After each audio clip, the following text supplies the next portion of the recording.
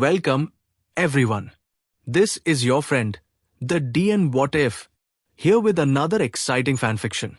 Today, we're diving into the story of What If Deku was the son of a villain with the number 0?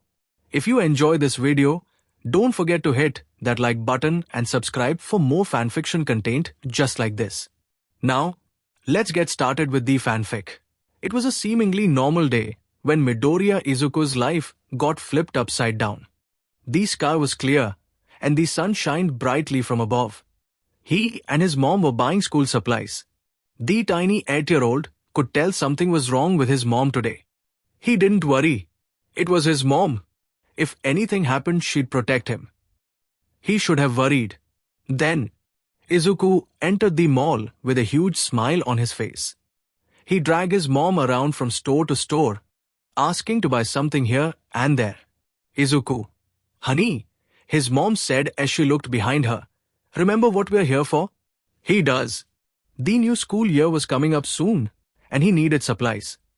He'd probably need to get a little more if his stuff kept getting destroyed. His smile fell a little when he thought about it. Another year with Kachan and his friends. Another year of being Deku. Yeah, Izuku replied, a smile spreading across his face again. Let's go. The pair walked around the mall a bit more to find the stationery store.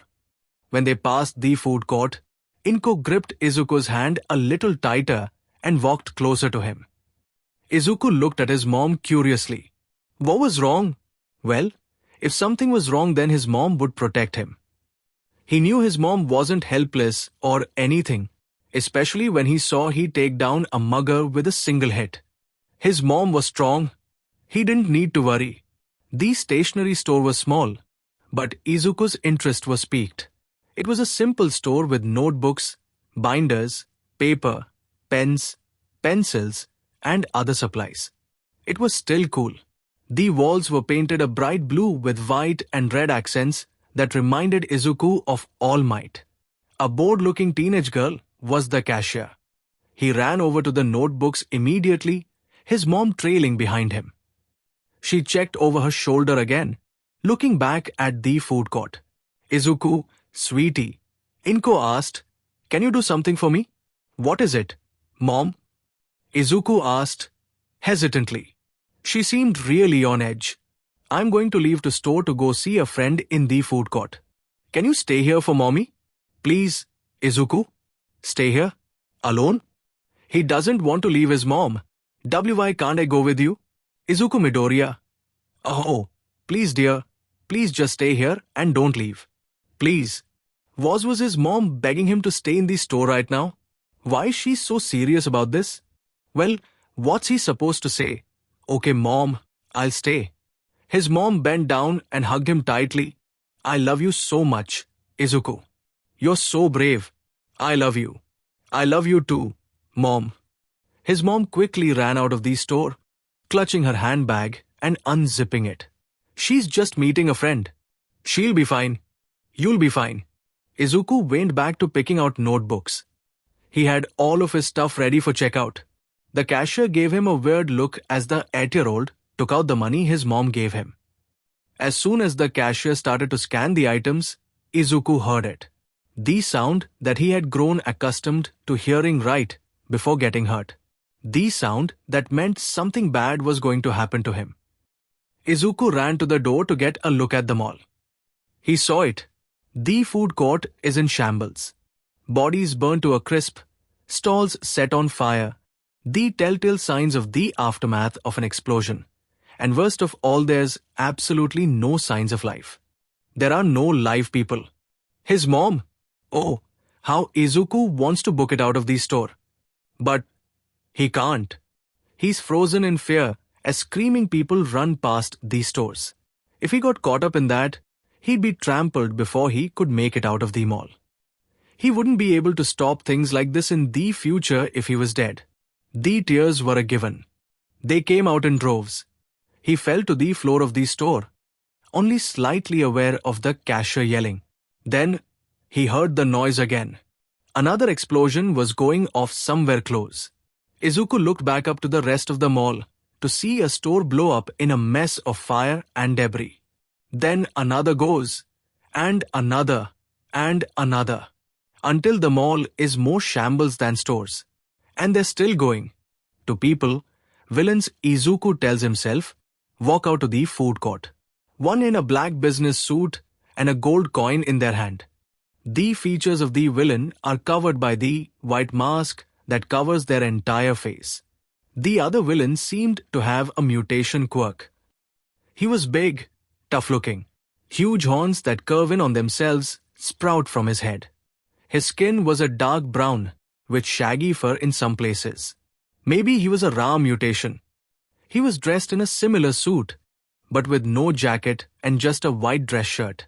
The coin villain is laughing to himself as more and more explosions go off.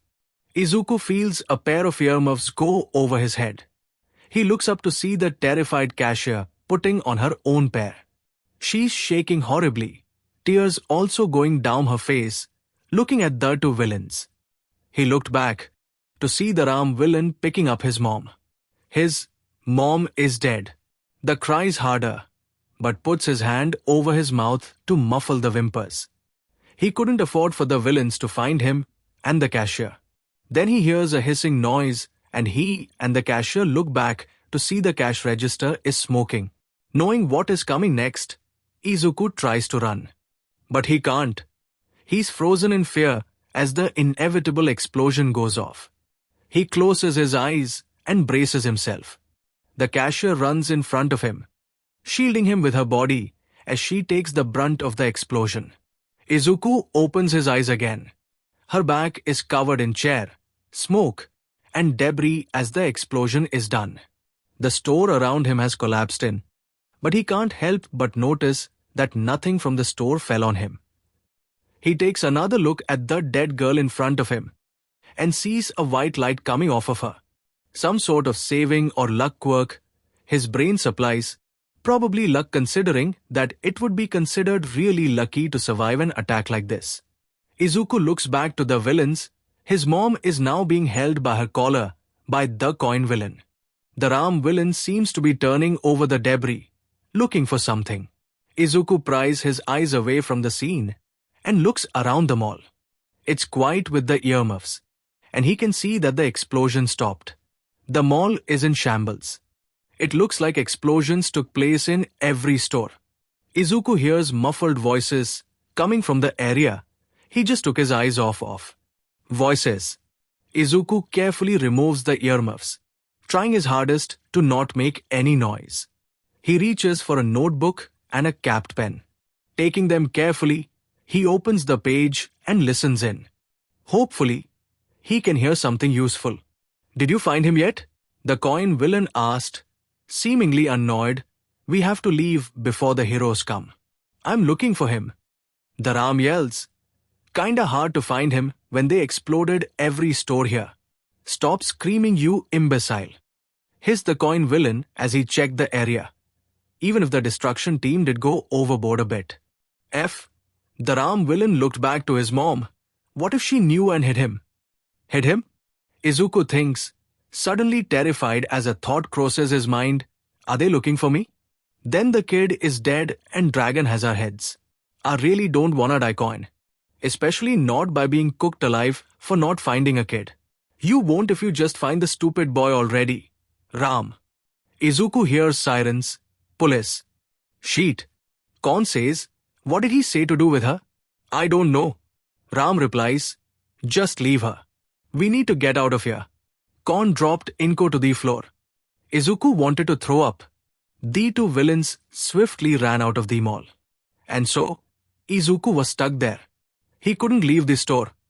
He just had to wait for the rescue team to find him. Izuku curled into a ball and sobbed. He just wants this day to be over now. Now, Izuku was accustomed to waking up from his sleep by loud, booming noises. Whether it be gunshots, explosions, or laughter from the villains in the dragon's den. Living in a super villain's hideout really mad, you grow accustomed to loud noises. So, it wasn't really a surprise when a roar, which sounded an awful lot like Dragon himself, woke Izuku up from his sleep. Who pissed Dragon off? Hopefully, They didn't do it just to get Dragon to go hard on him in training again. It seemed like he fell asleep on his desk again. Izuku really didn't want to deal with Dragon finding out his hatchling didn't sleep in his horrendous green bed again. He just started getting up when he noticed what exactly he had been sleeping on and, holy shit, Izuku forgot to finish his analysis work. Did he want to finish it? Hell no. But he still needs to find out what happened to his memory before he dies. Okay, so maybe Dragon wouldn't kill him. But he really didn't want the sheet beat out of him by Dragon's men. His assignment was the hero makeshift. She was an underground hero, so Dragon had some of his men record her fighting to give Izuku information. Izuku was forbidden from going out on missions, for some reason. Makeshift's quirk was extremely fascinating. But then again, every quirk is fascinating to the quirkless boy. Izuku got to work on finishing the quirk and fighting style breakdowns, as those were the only things he had left to do. He had just finished when an alarm bell rang. Izuku groaned. That bell meant someone in the horde had done something to piss his dragon off so much he caused property damage to the building. Again, Izuku hated that alarm with a burning passion. Izuku crossed his fingers and prayed that today wasn't a training, so that he could not go to sleep nearly dying of blood loss or with horrific burn wounds. He had enough scars. Thank you very much. Izuku quickly grabbed his workbook and stuffed it into a small, fireproof, black backpack. Izuku wasn't worried about his work going missing. No, he was worried about Dragon burning up his work before he could turn it into him. Izuku started walking to the door when he realized he wasn't dressed. Sighing heavily, Izuku took off the backpack and went to his wardrobe. The cheap wood. You'd be wrong if you thought Dragon would treat his hatchling better than the rest of his horde, creaked as Izuku pulled out a drawer. Being an analyst that is forced to work with villains because of family had one singular perk. People were absolutely terrified of PSing you or your family off. That meant that the design people took extra care into Izuku's outfits. All of his clothes were made of the best fabric a villain can find, was blast and fireproof, and was designed expertly. So, when Dragon put in a request for his hatchling, they took it very seriously. They followed and met every requirement Dragon made. The actual clothes part of hatchling's outfit were apparently pretty easy to make. It was a simple light grey turtleneck, long sleeve sweater. A darker grey, slash-proof overcoat was also a part of hatchling's outfit. Black slacks and loafers filled Dragons, for some AFING reason, need to make every outfit of his horde have some sort of formal wear. But that wasn't the complete look. No, what made the look was the mask. The mask itself was some type of strong, tight-fitting material with a see-through area for his eyes. The mask covered his eyes and nose, but stopped just before his mouth. Izuku knew that Dragon's designers and makers were very cut out for their job. They made Dragon's mask cover his entire head, and made his father look like an actual goddamn green dragon after all. But Izuku still was impressed every time he took a good look at the mask. Don't get him wrong, he hated the thing that made him look like Dragon even when he was working. But it was a beautiful mask. The mask's paint job was careful and very intricate. The dark green scales looking so real that the horde thought he had a mutation quirk. The eyes that the mask had were bright red, the pupils slit, and intricate colors were in the eyes that made them look like they were affected by light when they really weren't. Then came to the top of his head. Where the mask ended, there were horns. They were an even darker green than the scales and curved to the back of his head like gazelle horns. In fact, he was pretty sure his and his father's mask horns were mainly made to look exactly like a gazelle's. As Izuku checked in the mirror to make sure the outfit was to Dragon standards, before putting the mask on, his eyes wandered to the right side of his neck. He walked closer to the mirror and pulled down the turtleneck. The number 0 was written in big, bold black pen. Izuku smiled as he gingerly ran his fingers over the 0. Whenever he looked at it, his heart filled with a familial warmth that he hadn't felt with his actual family since he was 8. These zeros seemed to be dictated by his emotions somewhat, because whenever he wanted to hide it from Dragon, it disappeared.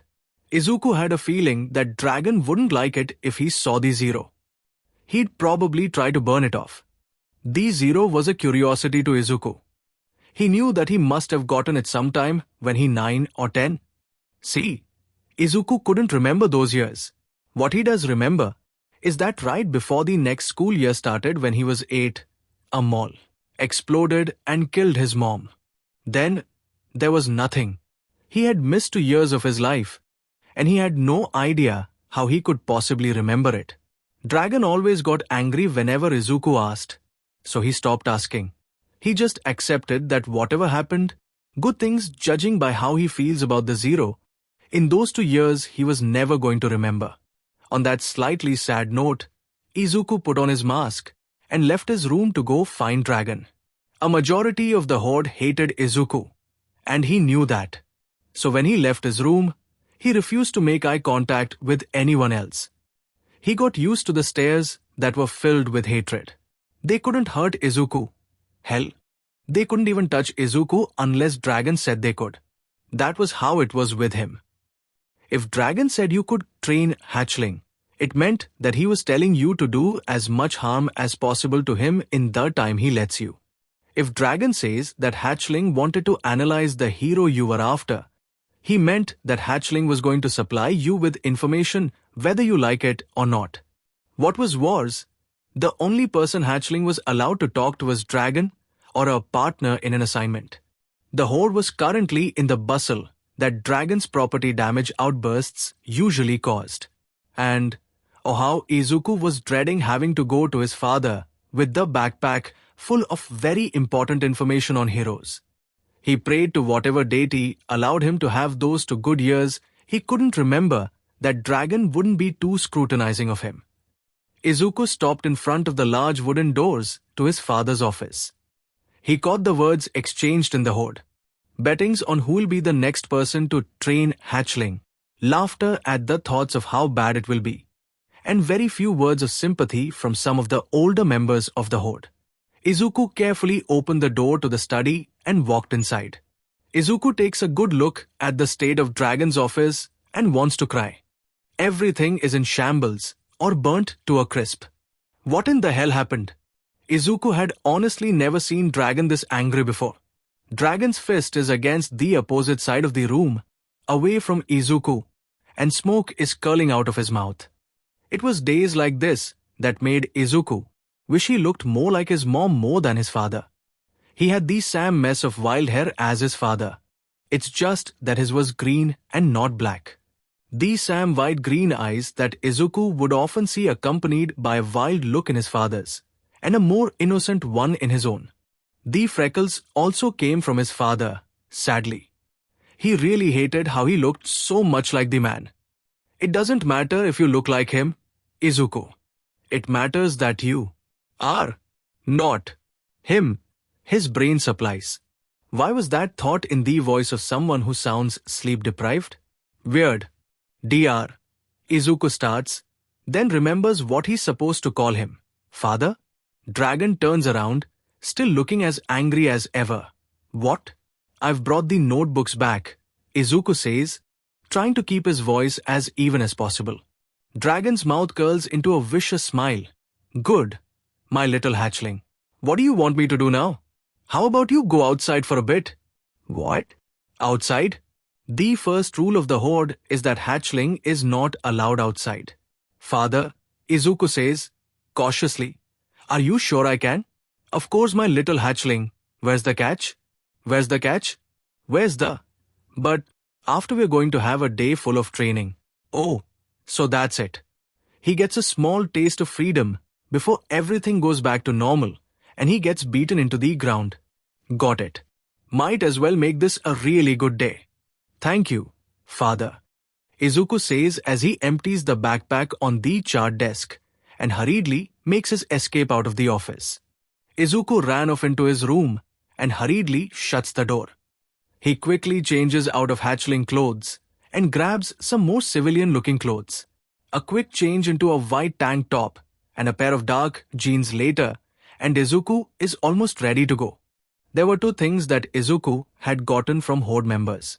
One was a pair of bright red shoes that Izuku treated like a treasure. He had only ever been allowed to wear dress shoes in dark colors, so the comfortable and bright colors were a nice change. The person from the Horde that gave him it was a red-haired man with purple burnsa that covered a good part of his body. The second item from the Sam man was a wig. It was a simple long blonde wig. These were the only two things that Izuku really cared about. The man that gave him the items never mentioned his name. Izuku carefully placed the two gifts into his bag and zipped it up. Izuku took a good look around his room and saw a note on the window. He walked up and read it. "We don't want any of the Horde to see you. Narui hatchling, Godamid dragon." So, Izuku pried open the normally locked window and peered outside. Huh? He didn't know he was 2 stories up. Izuku hopped out of the window and climbed down the side of the building. He immediately ran as far away as he could and went into the bathroom of a random store. Izuku hurriedly put on the wig, deciding to braid the hair, and slipped on the red shoes. His feet felt so free. He didn't realize that the 0 on his neck was showing. Izuku left the store, excited to enjoy the momentary freedom he had been granted. Then he proceeded to see a large crowd of people talking furiously. Oh dear God, what now? Immediately intrigued, Izuku wandered over to see some kid getting attacked by a sludge-looking villain. The entire area around the hostage and the villain was on fire. Explosions were coming out of the kid's hands. Huh, that quirk is a lot like. Izuku looked around and saw the heroes on the scene. Metricton, Lady, Kamui Woods, Backdraft, and Death Arms. Huh? None of their quirks matched this type of encounter. Was that why they weren't doing anything? Death Arms shouted to the other heroes, "We just gotta wait for someone with the right quirk to show up." Izuku wanted to scream at the heroes to do their job, but instead, he looked back at the hostage. Short, spiky ash blonde hair with choppy bangs, sharp bright red eyes, fair skin, explosion quirk, seemingly aggressive or angry. Izuku's train of thought came to a halt. One word filled his mind. Kachan. Izuku stopped thinking. The consequences of his actions didn't matter anymore. Nothing mattered because this is Kachan. This was the kid he hadn't seen or remembered since he was 8. Izuku grabbed the sharpest piece of debris he could find and pushed past the heroes and the crowd. He couldn't hear anything anymore. His mind filled with the need to save Kachan. Izuku stabbed the slime villain in the eye and pulled Kachan out of the slime. He didn't care if Kachan probably didn't want to be saved by him. Kachan didn't need to know it was him. Izuku took Kachan into a patch of road that wasn't on fire. He was only slightly aware of the sludge villain getting angry at him. He almost didn't see All Might stopping the villain. As the ringing in Izuku's ears stopped and the adrenaline wore off, he suddenly realized what he had just done. He also felt Kachan's gaze boring into him. He took a look at his childhood friend and realized Kachan was staring at his neck. A dark 0 was there, for the world to see. F. Izuku hissed as he put his hand over his neck. He looked behind him and saw that the heroes were running towards the two of them. Izuku, Kachan said, seemingly in disbelief, "Where have you?" As much as Izuku wanted to talk, he couldn't let the heroes know who he was. Izuku ran away as fast as he could.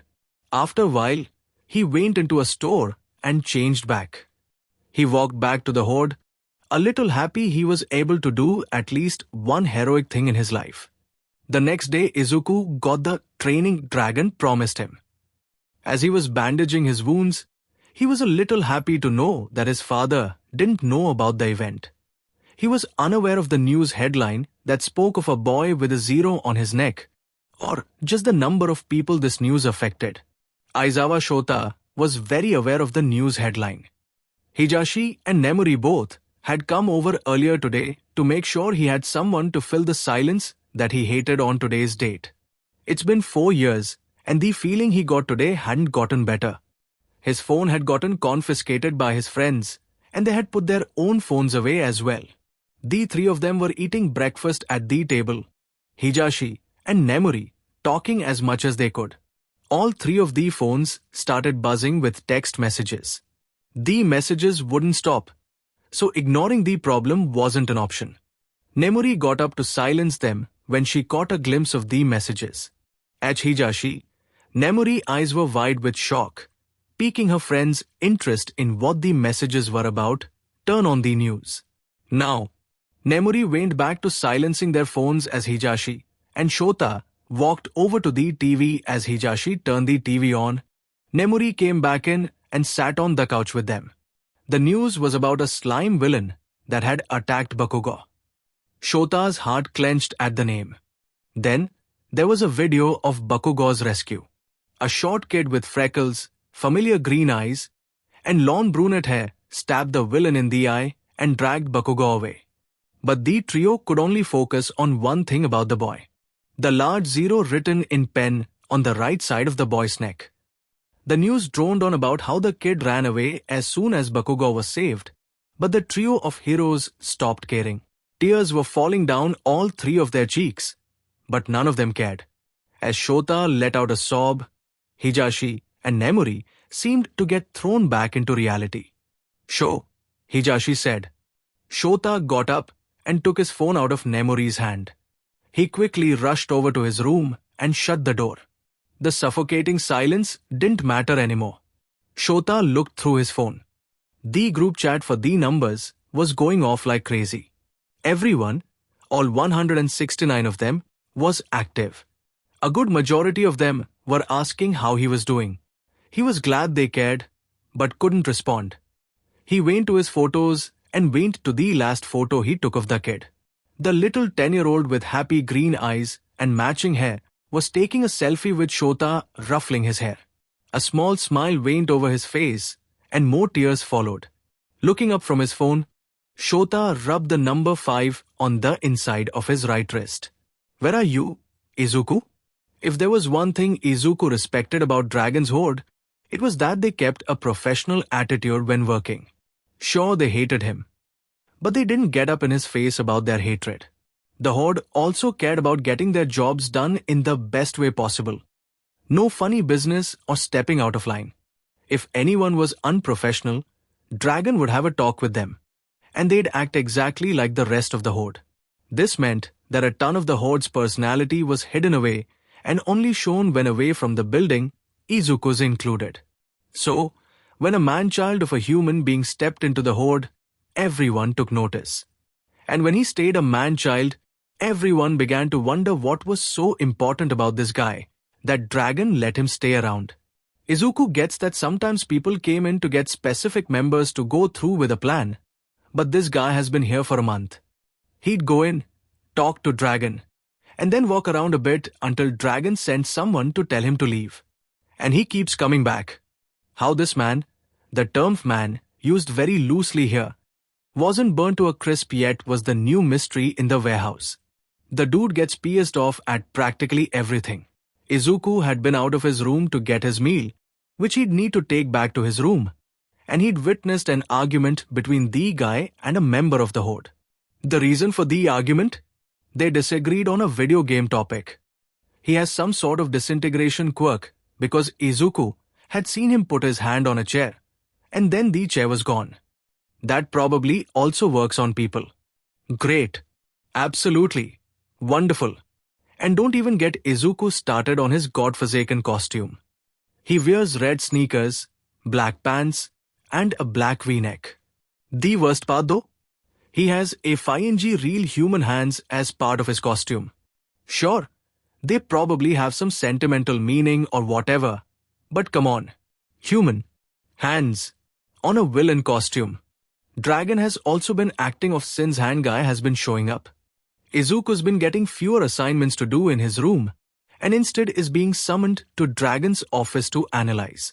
The visits to dear old dad that Izuku dreads has increased from once or twice a month to once every week. That has severely put Izuku on edge. He absolutely despises visits to Dragon when he has to walk on eggshells to do work he could have done in isolation. You know, like he had been doing for the past 4 years. Whatever the hell the hand guy was doing, Izuku didn't like it. And Dragon's office was exactly where Izuku was headed right now. Dragon had summoned him to get a new assignment. The Messenger, one of the softer-hearted villains, warned him that. Dragon seemed pissed. Was Izuku scared? A little bit, but he's been in these sorts of situations before. As long as he was complacent, he'd be fine. Izuku cracked the door open. And oh god, that's Hand Dude. Why the hell is he in here? Izuku really wasn't going to be fine. You asked for me, father? Izuku said, pulling his eyes away from Hand Dude and looking at Dragon. But he didn't have his mask on. Oh, god, this hand guy must be really important if his father took off his mask. Izuku. Oh god, no. He's using his name. Please, sit and take off a mask. Izuku did as told and waited for Hisashi to continue. His father gestured to Handman. Introduce yourself, Izuku. Oh no. Please tell him he wasn't going to have to work with this guy. He was, wasn't he? Hello, sir. I am Midoriya Izuku. My alias hatchling, Shigaraki Tomura. Shigaraki scratched at his neck, looking annoyed. Shigaraki looked back to Hisashi. So, when can he start? Would you mind telling my son about your organization first? Hisashi asked, figning a calm demeanor. Great, now he's pissed. Right, Shigaraki answered, still tearing at his neck. I lead a group called the League of Villains. We are planning to kill All Might. Alrighty. That sounds effing terrifying. How the hell did this guy plan on killing All Might? What does this have to do with me? Well, Izuku, you'll be supplying information to the League of Villains, of course, Hisashi said, giving a big smile. That is all you're good for anyway.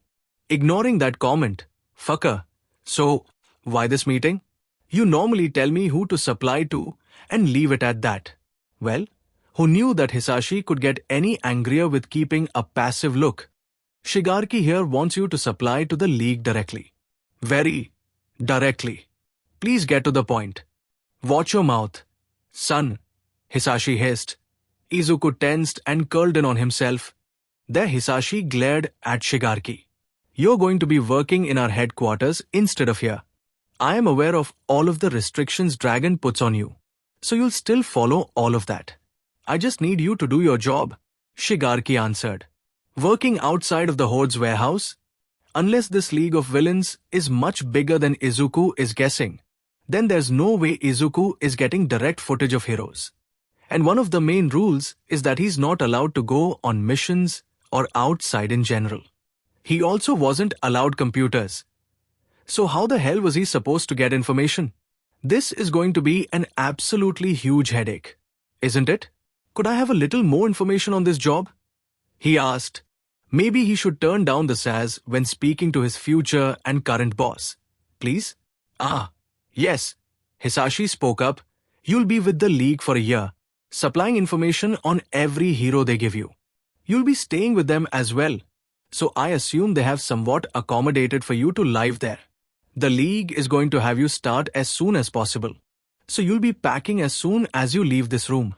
You'll be staying with Shigaraki and his right hand. Oh, how Izuku wishes he could say no. He really didn't want to work with Shigaraki, especially not for an entire year. Something also told him that the League didn't actually accommodate him and were really just giving him a room. But he can't argue with Dragon. Clearly, the League had a good amount of stuff to compensate for his absence. Not having him for a year would probably make the Horde turn exactly like how it was when he first arrived. Barely organized, unplanned, and poorly communicated jobs. And barely any dent in the villain world. Nobody in the Horde would ever admit this. But Izuku being forced to help them was probably the best thing that happened to them.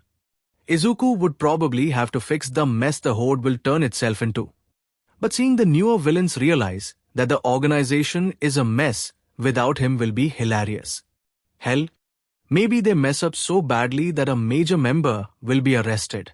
That would be a plus. Then, there's the fact that Izuku sincerely doubts that Shigaraki will actually follow the rules Dragon has. A lot of the restrictions are fine for the Horde because they had other analyzers to take on the stuff he's not allowed to do. But the League definitely didn't have any spares if they were paying for him. Finally getting to see why the hell he wasn't allowed to research certain heroes would be nice. Maybe they'd get him a computer, and he could try to find out what happened when he was 9 and 10. But that was getting scarily close to wishful thinking. But his opinion didn't matter.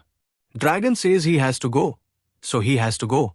Yes, father, Izuku said, is there anything else you would like to tell me? Hisashi glanced at Shigaraki. Can you leave for this? TSK. Okay. Shigaraki walked out, hitting Izuku with his shoulder before he was out. Listen to me, hatchling.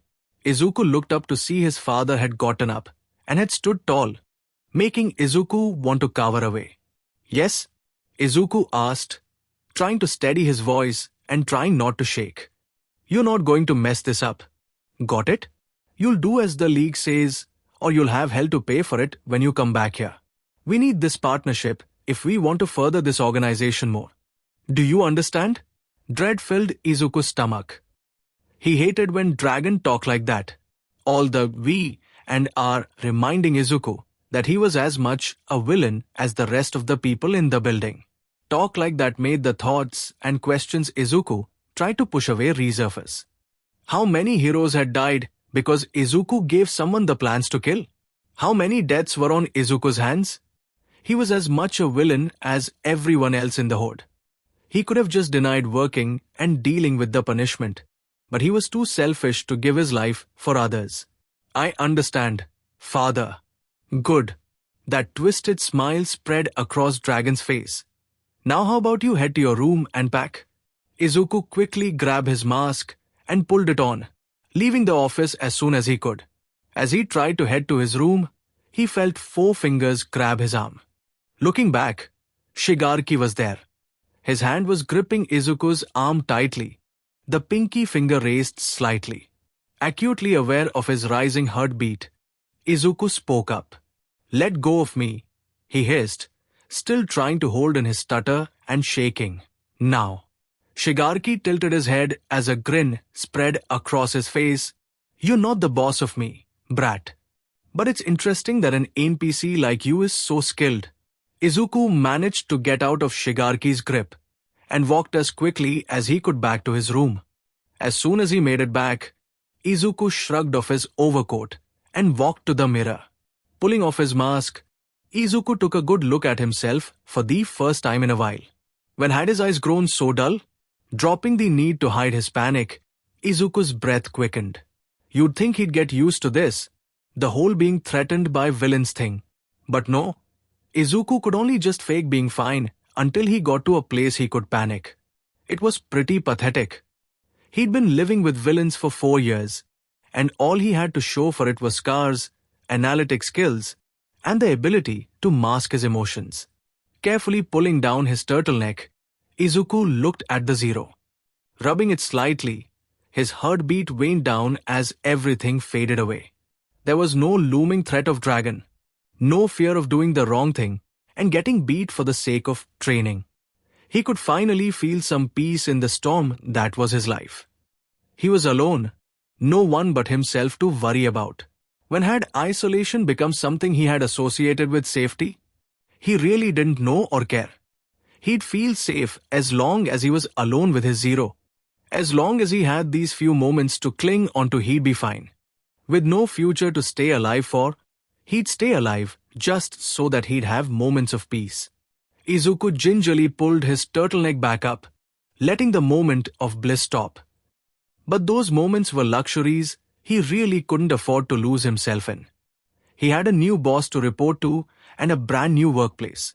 Right now, he really needed to get packing.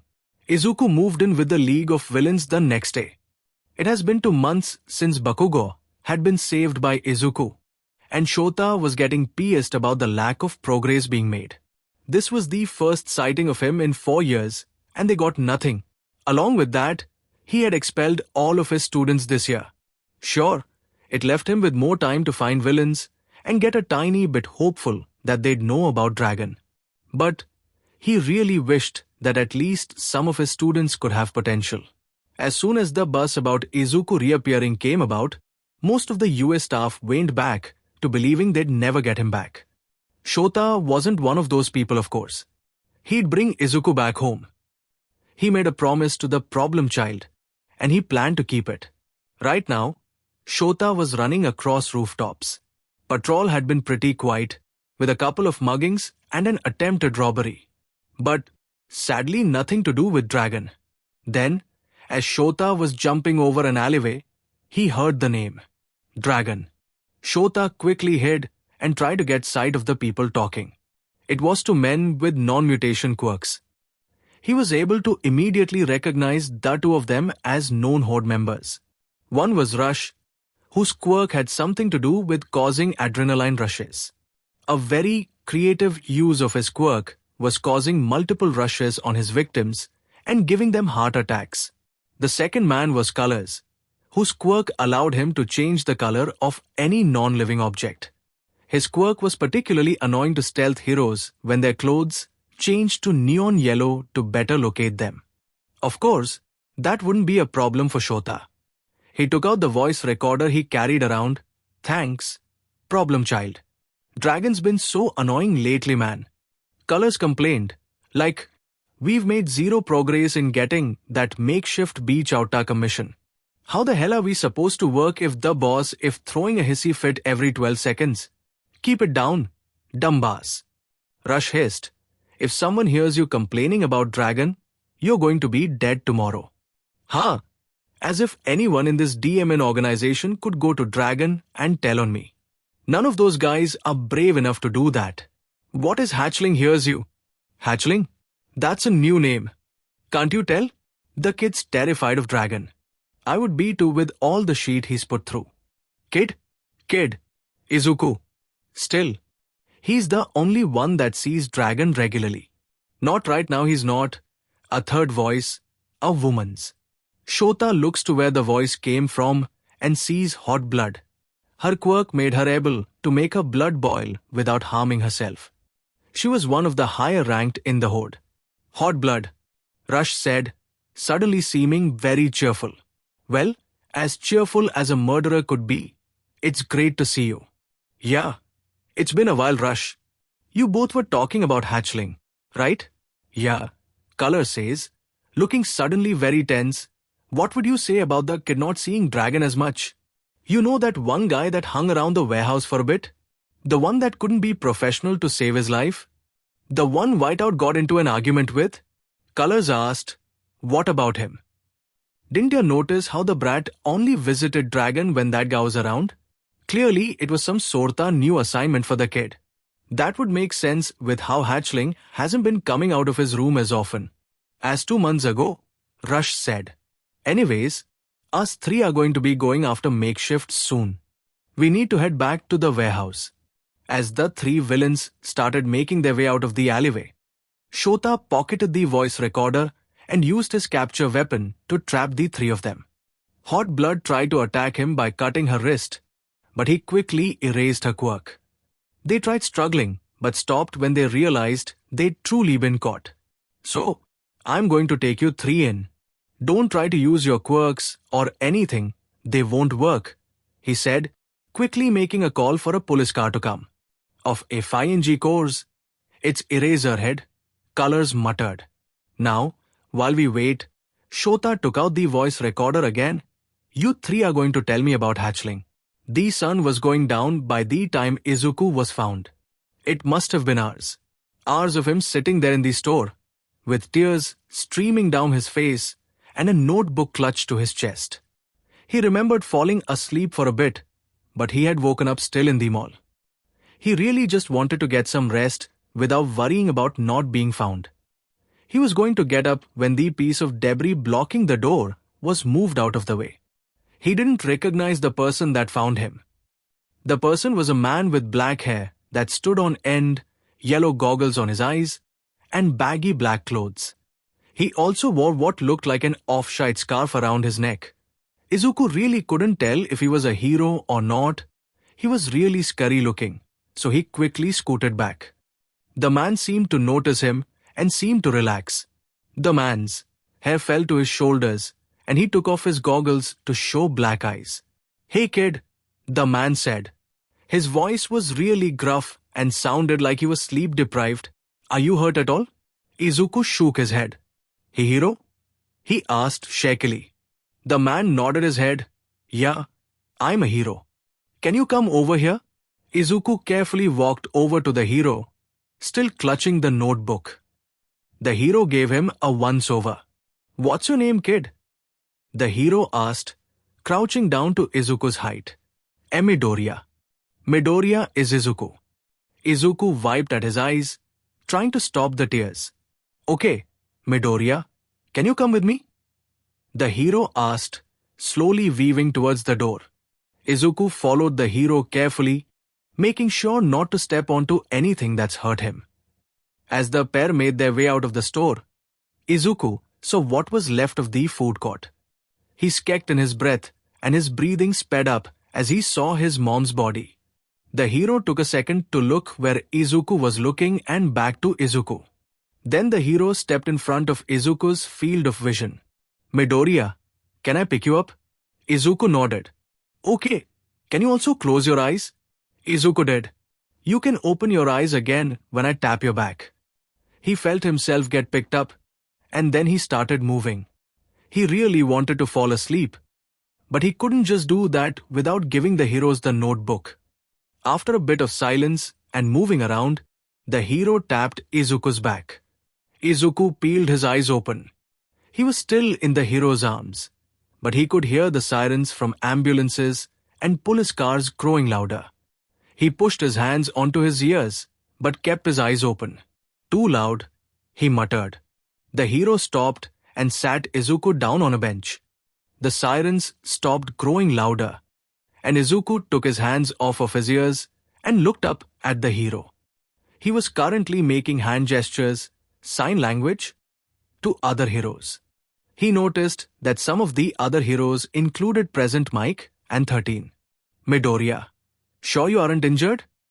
the hero asked, turning back to Izuku. "No, the cashier's quirk saved me," he answered. He tapped the hero, who had gone back to signing to the other heroes, heard at the villain's tea-talking. The hero gingerly took the notebook and opened it. His eyes widened as he continued to read. Once he was done, he looked back to Izuku like he wanted to ask something. "The woman that they were talking about was my mom," Izuku forced out.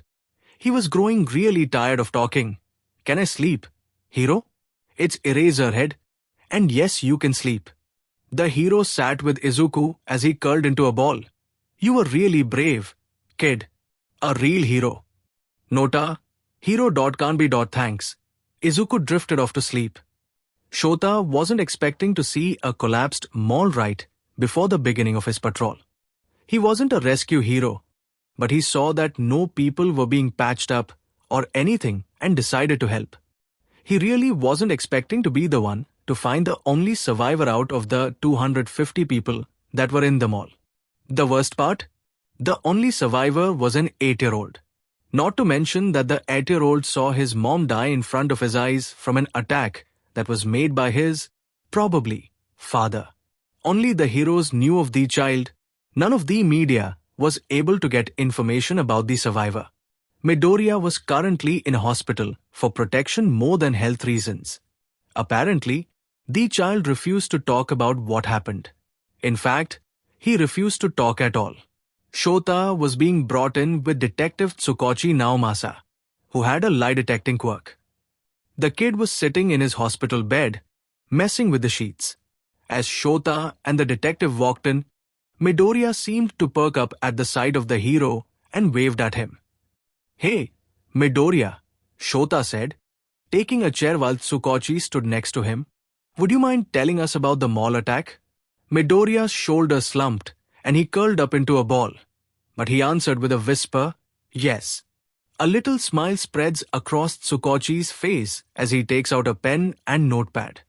Go on, kid. My mom and IW were going to buy school supplies for the new wire. Mom was acting a little off, as she was checking behind her and holding my hand tighter. As she'd get really anxious whenever we walked by the food court. When we made it to that stationery store I was in, as she said that as she needed to see a friend in the food court and that I needed to stay in their store. I went to pay for the items when I heard the explosion. I ran to the door and saw that the food court had exploded. People were running past the store, so I didn't leave and get trampled. The cashier lady was yelling something, but then the other stores also exploded. To people, I think they were villains for D-Dragon, walked towards the food court. One was in a black business suit and a gold coin was in their hand. The villain's face was covered by a white mask. I think he was called C-Coin. The other villain had some sort of Ara mutation quirk. He was big, tough-looking. Huge horns that curved in on themselves came out of his head. His skin was dark brown, with fur in some places. He was wearing a similar suit, but with no jacket and just a white dress shirt. The Aram villain picked up my mom's B-body. Then the cashier put earmuffs on my head, and the cash register exploded. The cashier ran in front of me and was glowing. Her quirk must have done something to save me, because I was completely okay. The explosions in the mall stopped going off, and then the C conversation in the notebook I gave you happened. The kid quickly shut his mouth as tears poured off his face. He curled tighter into a ball. Shota ruffled his hair to try to comfort him somewhat. Shota looked at Tsukochi, who just nodded at him to tell him the story was true. Thanks, kid, this is really going to help us, Shota stated as he looked back at Midoriya. To Tsukochi, who's he staying with? The detective flipped through his notebook and stopped at a page, the Bakugas. The child gave a little whimper at the name, catching the attention of the two adults in the room. What was wrong? Then, there was a little creak as the door to the room opened and a certain principal. The white animal smiled as he entered the rook. Midoriya perked at the sight of the animal. He looked like he was plotting something.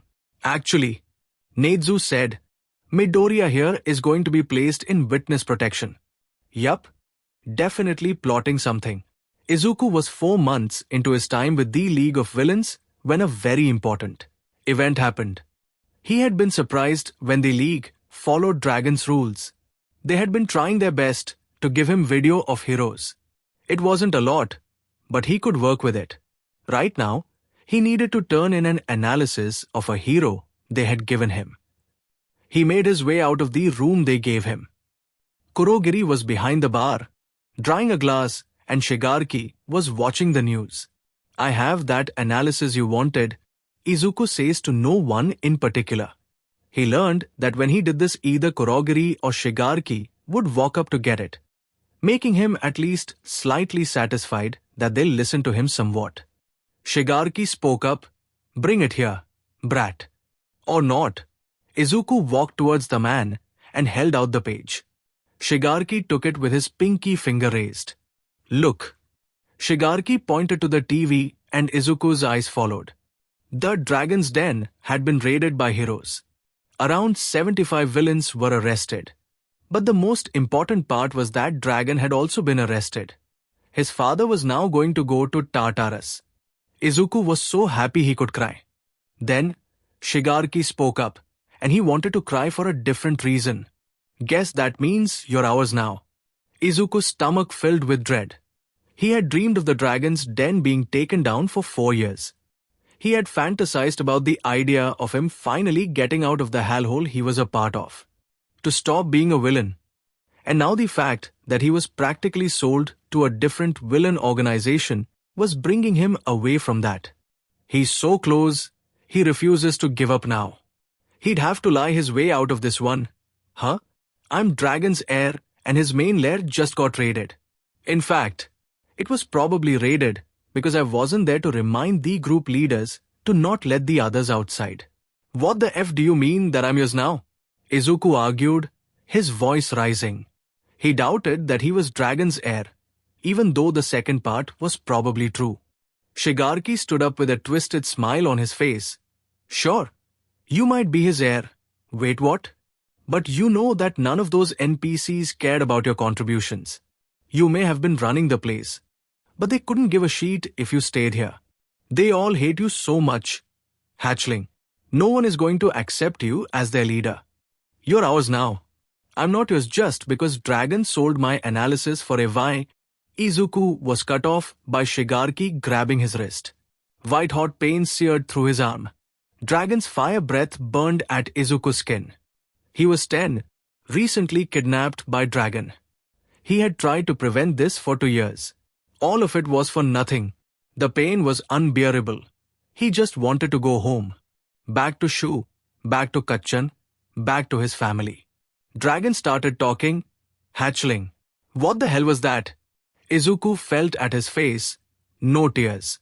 But he took a look at his wrist. A handprint was now there. He looked up to see what looked like Kurogiri yelling at Shigaraki. Was he on the floor? He looked to his right to see blood on the floor. How long was he? He tuned into the argument that was taking place. He's fine. The NPC will go through wars if he acts like that here. Shigaraki argued. Oh, right. He was staying with the League now. Look. He's conscious, isn't he? Izuku turned to look at Shigaraki. F you. Shigaraki looked enraged and grabbed at Izuku's shirt. Shigaraki lifted Izuku up. You listen to me, you little sheet. You are ours now. The Horde isn't going to want you. Those restrictions that Dragon keeps on you are gone. And now you're going to be analyzing the heroes we actually want you to. We'll get you a computer because you aren't worth the money being spent on getting footage of heroes. Why the hell he keeps those restrictions on you? I don't care about. You're useless, Deku. To us with all of those restrictions. Why the hell was he going into a rant? And we'll start with the hero Eraserhead first. Eraserhead? Why did that name so familiar? Comforting. Even. He'd deal with that when he came to it. Right now he had to figure out what that flashback had been about. Shota slammed his fist into the wall of the empty teacher's lounge. Those 3 months of planning. All of that time it took to get the raid done. And they had come up with nothing regarding Izuku. He wasn't there. Shota took his fist off the wall and replaced it with his head. He just wanted his kid back. Nezu walked in with a cup of tea in his paws. The number 1 clearly visible on the back of his left. He probably wanted to tell Shota something important. Shota looked back to the principal, waiting for the news. We'll find our ward soon, Aizawa. Nezu took a sip of his tea. On a still important note, All Might will be a teacher next year. Shota closed his eyes and groaned. So he's the new 170. Huh?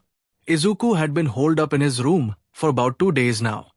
The League had kindly given him a computer to work on the Eraserhead analysis. To be honest, it was a really crappy computer. It had a search engine and that was about it. And he was getting nowhere with the Eraserhead analysis. Eraserhead was possibly the most elusive hero Izuku had to analyze. So instead of doing what the League had told him to do, he decided to try to find out what bits of his memory were missing. He knew that he had been kidnapped by Dragon from the time Shigaraki had attacked him. He also knew that Kachan seemed to be a comforting person instead of the bully that Izuku remembered. There was also a person named Shu that Izuku knew. He had people that he considered family somewhere. But that wasn't a lot of information. He was able to deduce that Kachan must have mellowed out or apologized in the 2-year memory gap. And that the Shu person must have been important if he was the first person Izuku thought about when thinking of home. Izuku was still frustrated as to how he met the people he considered family, and to how Kachan had mellowed out and become a comforting figure for past Izuku. He started by simply looking up from where he believed his life got flipped upside down, the mall that exploded. Working through the seemingly endless reports of villain attacks on moles was futile, so he tried to recall all he knew about the attack.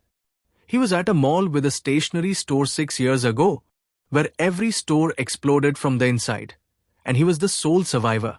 With the now substantially narrowed down search results, he began looking. After an hour, he found what seemed to be what he was looking for. The report matched what little Izuku remembered almost perfectly. With one key factor he had forgotten. Dragon was the one that had instigated the attack. His father had killed his mother, probably when trying to find him. The memory still wasn't there, but some of the blanks were now filled. Izuku still had no lead on how to figure out what was up with the zero on his neck, but having another reason to hate his father was always something Izuku welcomed. The zero was Izuku's biggest mystery and frustration. He felt like the answer to the question of where did it come from was right in front of him. But he was blocked access to it. It must be somewhere in his A5G memory that was really starting to PSS him off now.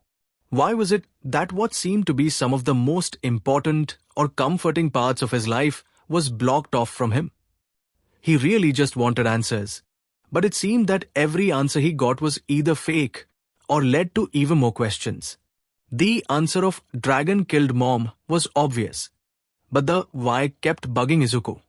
It was another answer that felt like the zero situation, blocked off from him by his lack of memory. He decided to distract himself from his confusing past with the one thing he was good for, analyzing people.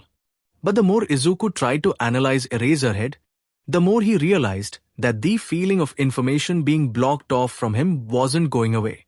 The exact same feeling was happening with Eraserhead.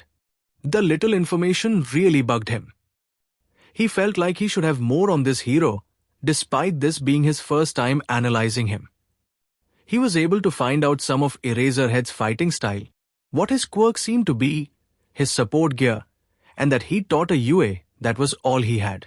The knowledge that Eraserhead fought close quarters in mainly stealthy ways, that the hero had some sort of erasure quirk that seemed to do with his eyes, that he had a capture scarf to detain his enemies, and that he was a teacher was all Izuku had on the hero. Eraserhead was so elusive that Izuku couldn't even get his name. But there was something different about this feeling of being blocked off. The want to know from the mall attack was different than the sheer importance Izuku felt where he couldn't find Eraserhead info. He felt like it was really important that he knew more about Eraserhead. So Izuku started writing down everything he knew Dragon refused to let him look into. It was mostly certain heroes, but the heroes had one thing in common. They all taught at UA at one point. That was the only similarity between the 12 heroes he knew for a fact he wasn't normally allowed to look into. He quickly opened the UA school site to see if there was anything in plain sight. Brat. And that's Shigaraki. Izuku quickly gathered up his stuff and walked out of his room.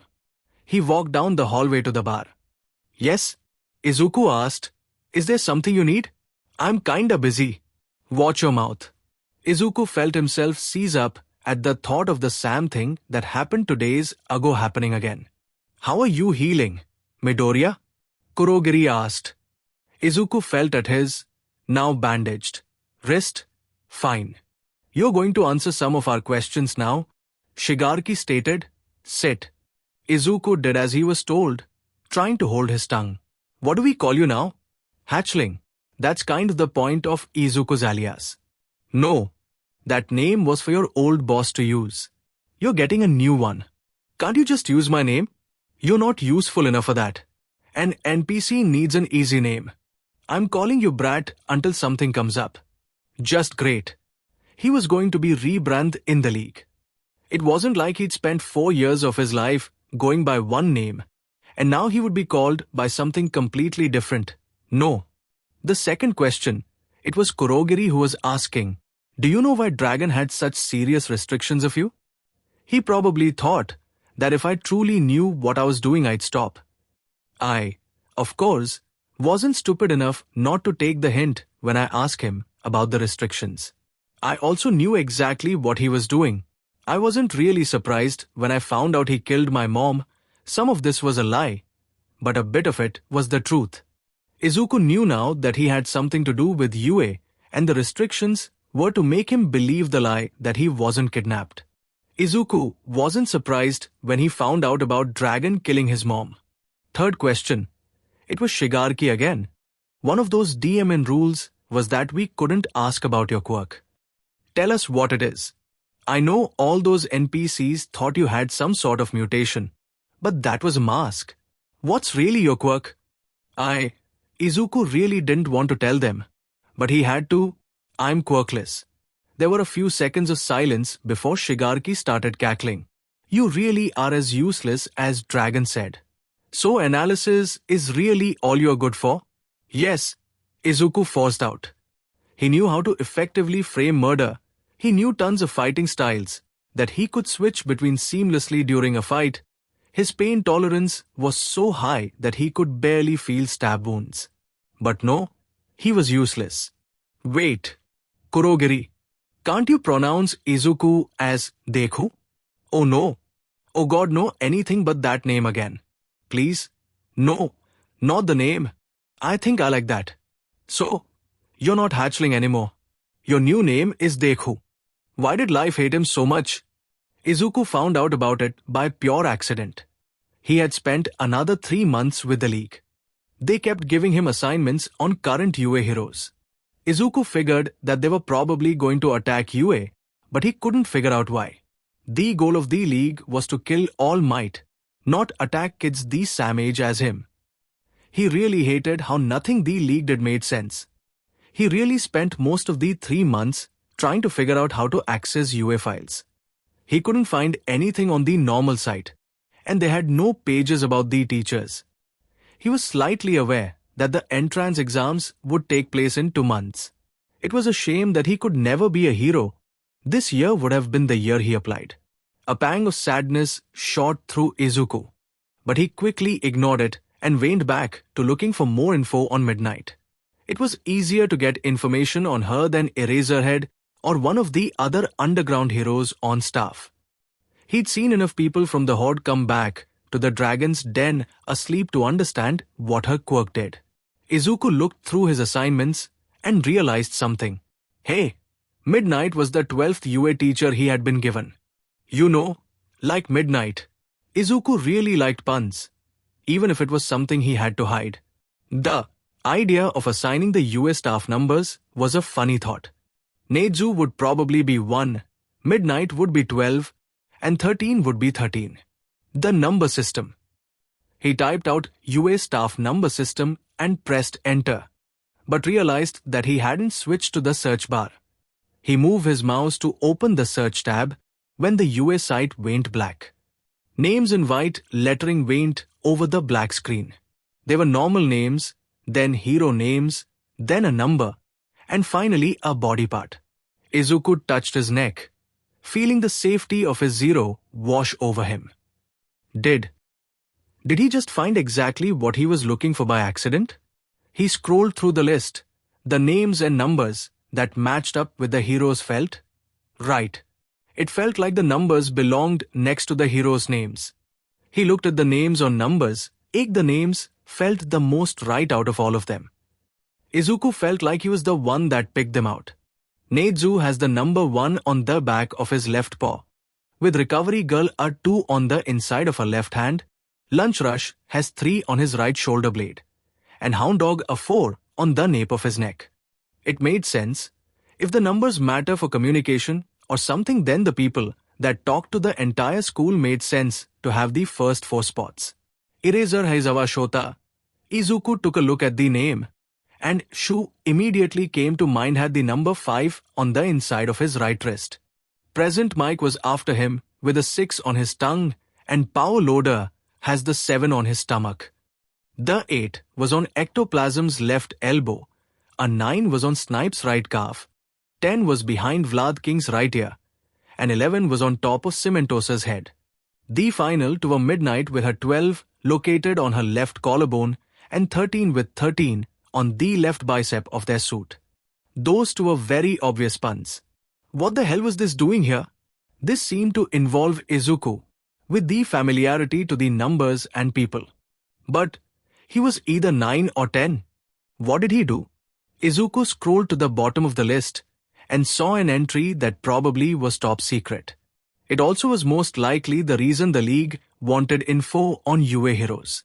There, at the very end of the list, laid a few words that finally made Izuku understand why the League was so interested in UA. Yagi Toshinori, All Might, 170, to be determined. What the hell did Izuku just find? As he had his silent freak-out session, the page updated.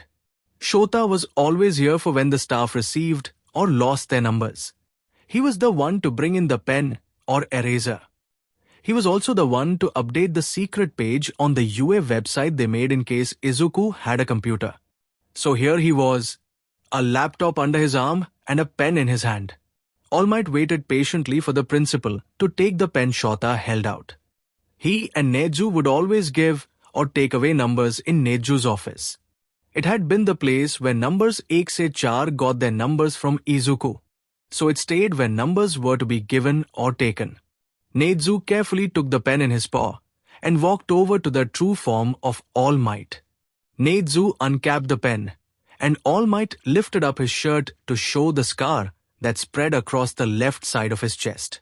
Neju wrote a perfect 170 over the scar, making All Might the newest number of UA Aizawa, filled in the to be determined with the left side of chest and updated the page.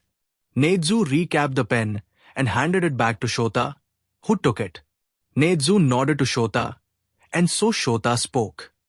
Now, Shota said in the most serious tone he could muster, "I'll be telling you about the reason for the numbers. A secret little inventor with a zero on his neck and how we, the UA faculty, has made a promise to bring him back here, home. A certain Midoriya Izuku."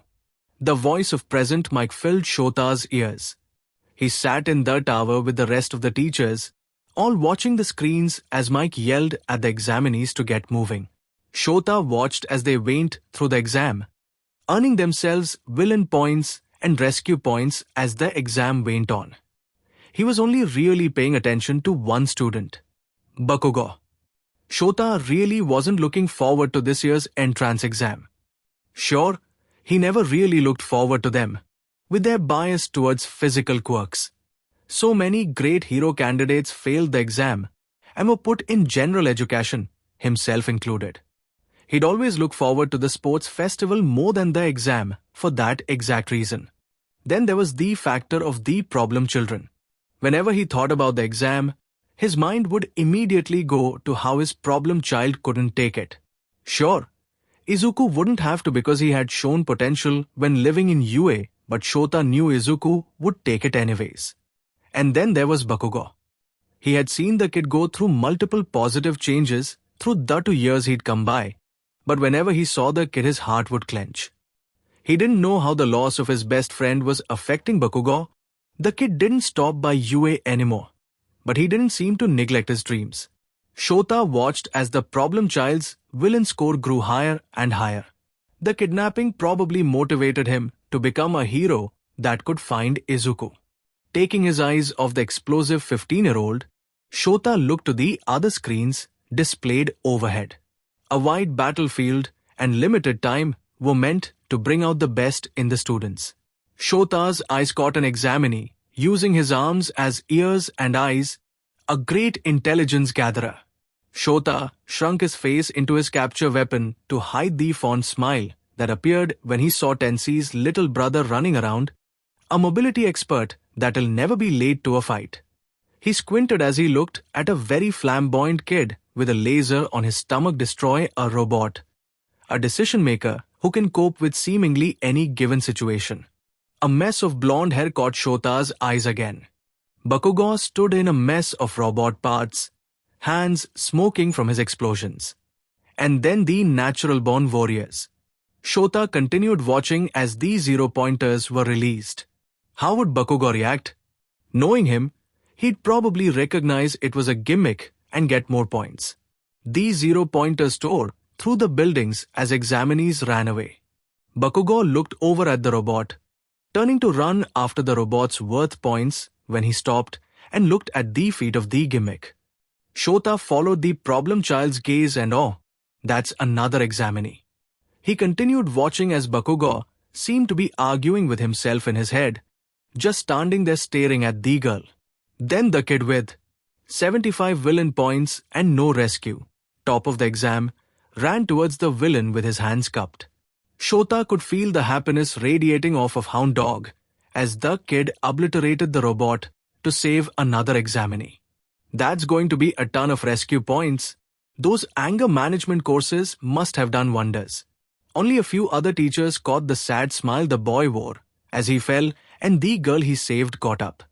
Shota and the rest of the teachers got up as Mike called the exam done.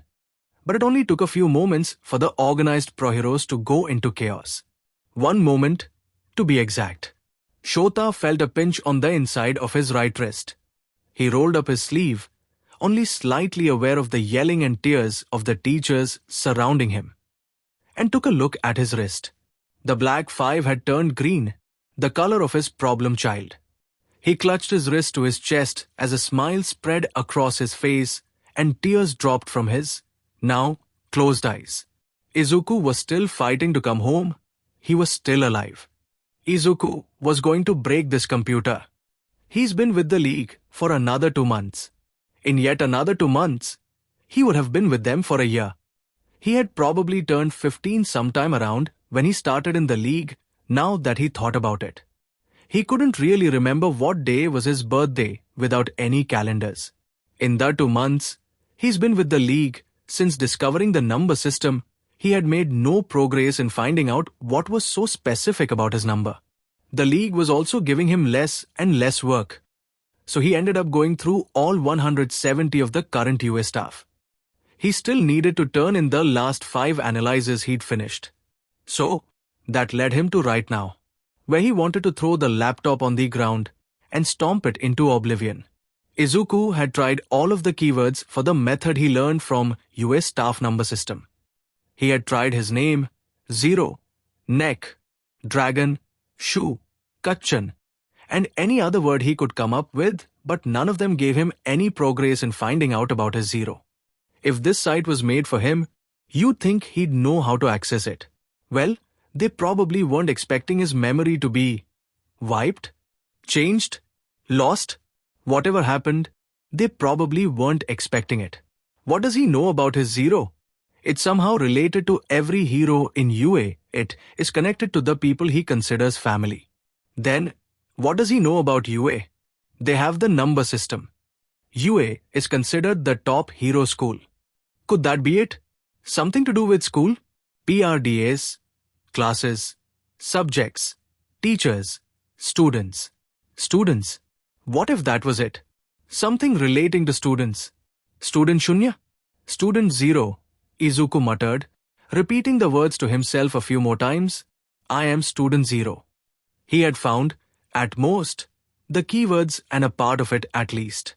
He stated, I am Student Zero a couple more times. It was that Sam feeling of right he got from looking at the list of numbers next to names. Izuku gingerly typed out the phrase, earning him a short flash of black on the site. Intrigued, he repeated the phrase to get the Sam result. How ironic. The day any normal kid could become a student, he finds out he was considered one. He leaned back in his chair. So he was Student Zero. And then that name was part of the answer to unlocking another part of the site. Since this part was about him, there must be something in there about his zero or what it does. He was close, but he didn't solve it yet. There must be a part that he was missing if that one phrase turned the screen black. Something he hadn't thought of yet. But what was it? Izuku leaned forward again. He was zero. What does that imply? He wasn't important? No. If he considered them his family, they wouldn't use that. Right? He really needs to figure out what exactly a family is supposed to act like. Try giving anything to him and he'll copy it. Like addition? Was being adaptable part of it? No, that just doesn't sound like past him.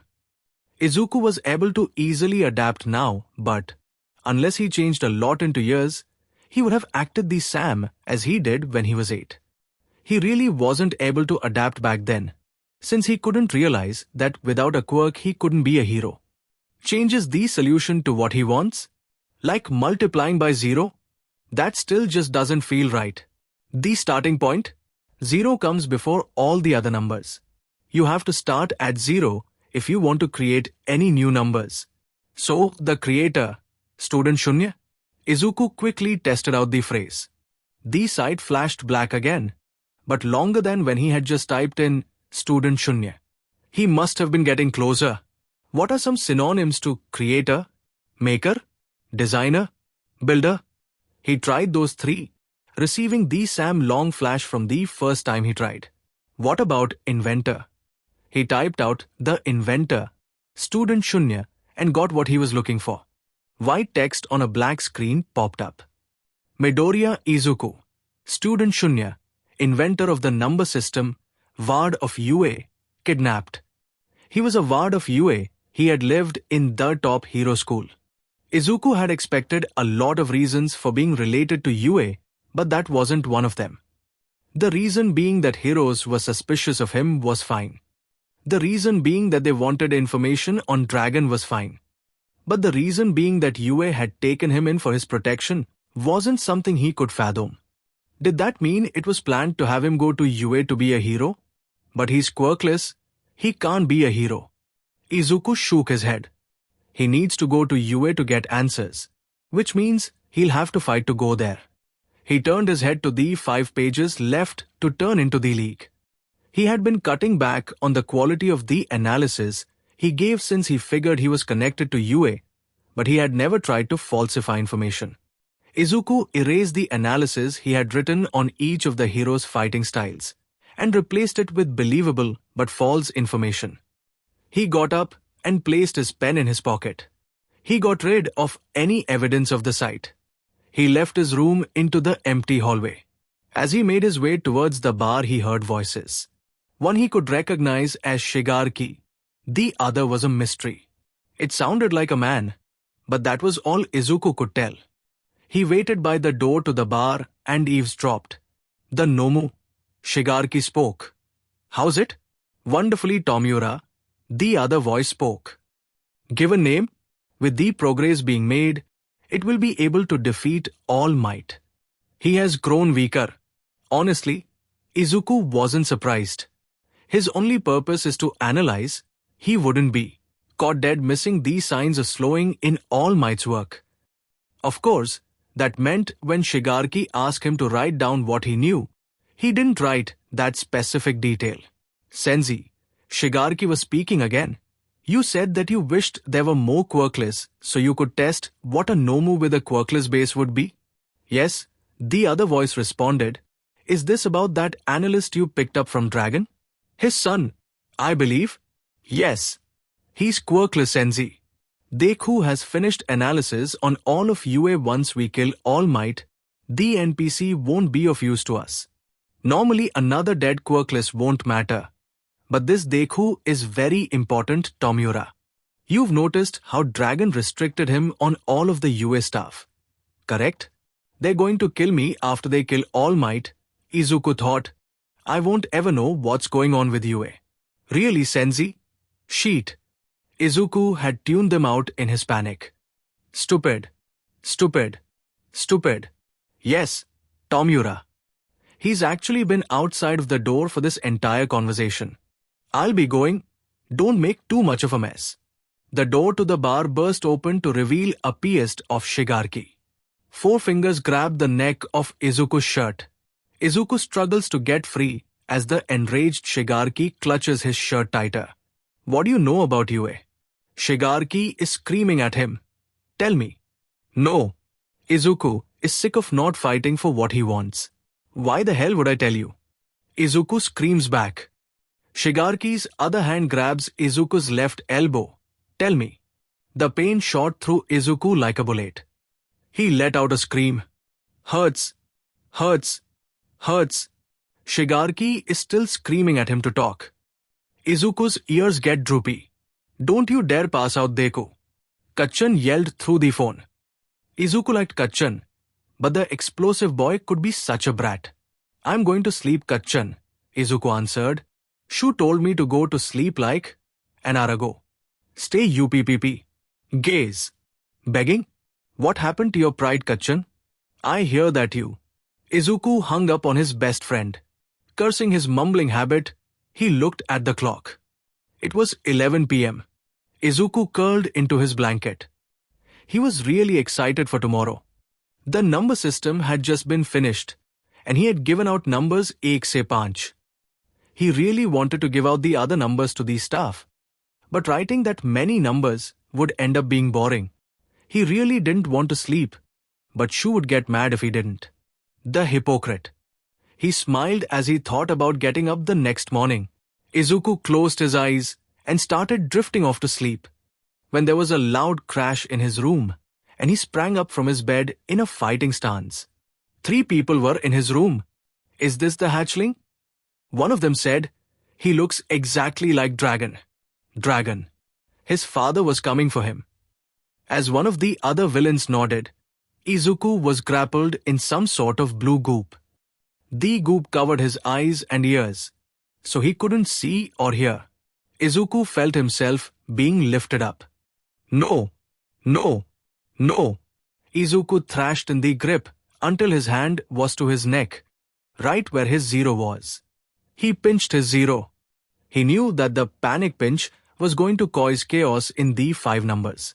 But they needed to know now instead of later. I'm going to fight to come home. I'll stay alive for my family.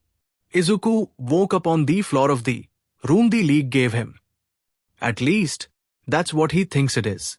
The surrounding area was stripped of all furniture. Izuku's eyes caught the chains that wrapped around his ankles, which dug into the ground to stop him from walking. But Izuku's mind was still on the memory. That had been the moment he was kidnapped by Dragon. His hand hovered over his 0. Panic pinch? I can tell them. Izuku pinched his 0. I'm fighting to come home. I'm alive. The media is the worst. This, Shota learned quite a long time ago. The media are vultures. So when All Might turned out to be a UA teacher, they immediately ate that up. Which led to now, where these students are being bombarded with questions. Shota made his way to the gate. He saw a couple of general education kids point at their shoulders, showing their 2-button epaulets instead of the 1-button hero courses.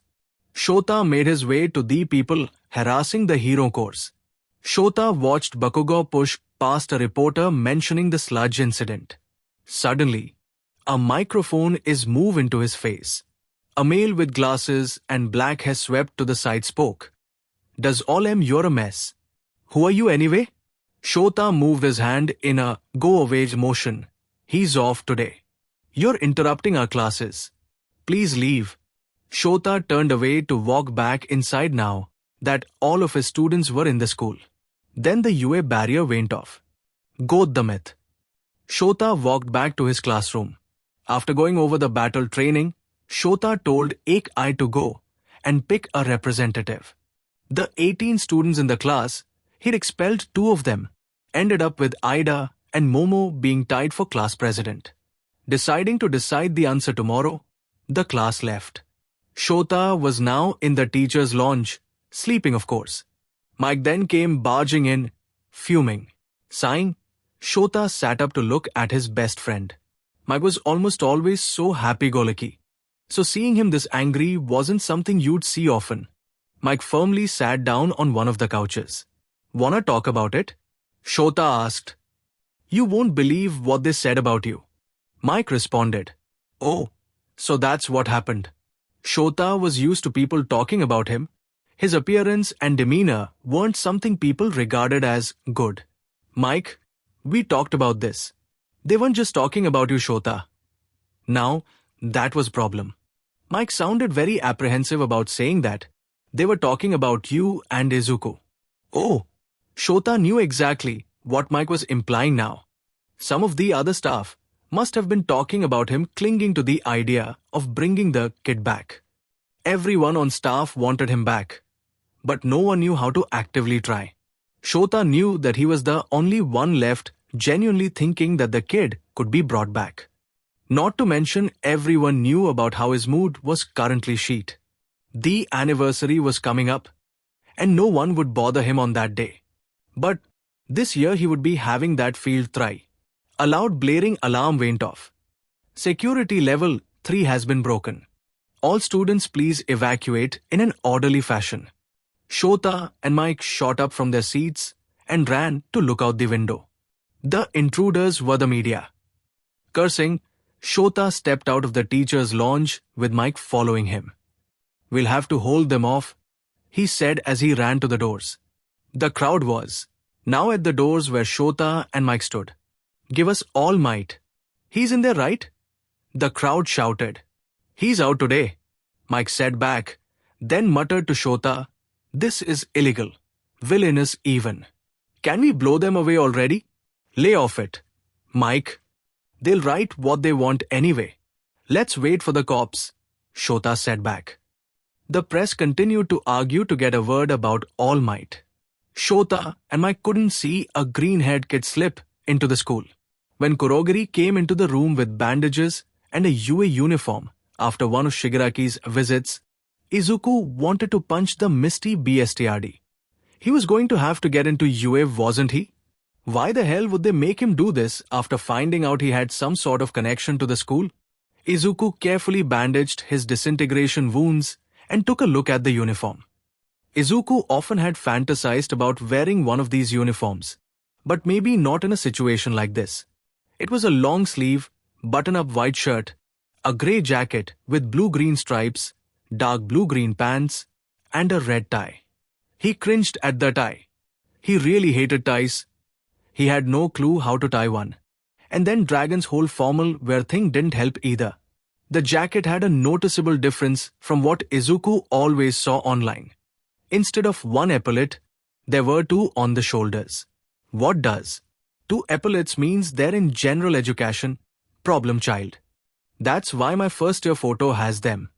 Problem child? Was that a nickname from the UA years? Izuku took off his outfit and put on the uniform. He left the jacket off, inspecting it. He flipped it inside out to reveal a black jacket instead of the grey one. He put the jacket on the grey side and stuck his pen in the pocket. Wow, he's wearing a UA uniform. Sure, it may have been, probably, stolen and he was using it to help villains, and it was a general education one, not hero course, but it was still cool. Kurogiri returned with Shigaraki. Izuku tried to control his shaking as he flipped the jacket to the black side and clutched his pen in his pocket. Had he grown scared of Shigaraki? Absolutely. The man would disintegrate parts of Izuku's skin to try to get him to talk about UA for God's sake. Who wouldn't be scared of that? Not to mention, that was exactly what had happened a couple of minutes ago. Okay, Deku, Shigaraki said, you're going to go into UA and find whatever you can about the heroic schedule. You're also going to take whatever else you find necessary. And if I don't? Izuku hissed. Shigaraki leaned closer and put 4 fingers on Izuku's shoulder, the 5th scarily close. Well, we wouldn't want some of those heroes to die, now would we? Shigaraki gripped Izuku's shoulder harder. We villains shouldn't let our hard work go to waste. We villains. Because that's what he is. A villain that considers certain heroes his family. But he was a villain willing to die for those heroes. Though, fine. When I tell you to go get the information, you'll go and do that. Kurogiri, warp us to the gates. The warp opened and Shigaraki walked in, with Izuku following him. They were just outside the gates. A giant crowd of the press surrounded the gates as kids walked in. They must have heard of All Might being a teacher as well. Izuku looked at Shigaraki. The man's face spread out into a sadistic grin. Izuku turned his attention to whoever the press was talking to. One student was a short girl with brown eyes and hair. He looked at her shoulders. Hero course. She raised her arms as she talked about All Might. There was another student, a tall boy, with short dark blue hair, with a very pointed face and glasses. He was also a hero core student. Then, Izuku's eye caught onto familiar blonde hair. Kachan pushed past a reporter. The exact Sam reporter then stuck his microphone in the face of a scruffy man with black hair. Eraserhead. Eraserhead shoos away the reporter and starts walking off when the UA barrier goes off. The reporters argued and complained about the barrier. Shigarki started walking towards the gate. The two kept walking until they were at the wall. Shigarki placed his hand on the wall and it disintegrated away. The crowd of press stared in shock as the gate was now gone. Not missing their chance, they immediately stormed into the school. Izuku looked at Shigarki as the man gestured for Izuku to walk in. It shouldn't have been so easy to walk close to the school, flip his jacket, and walk in.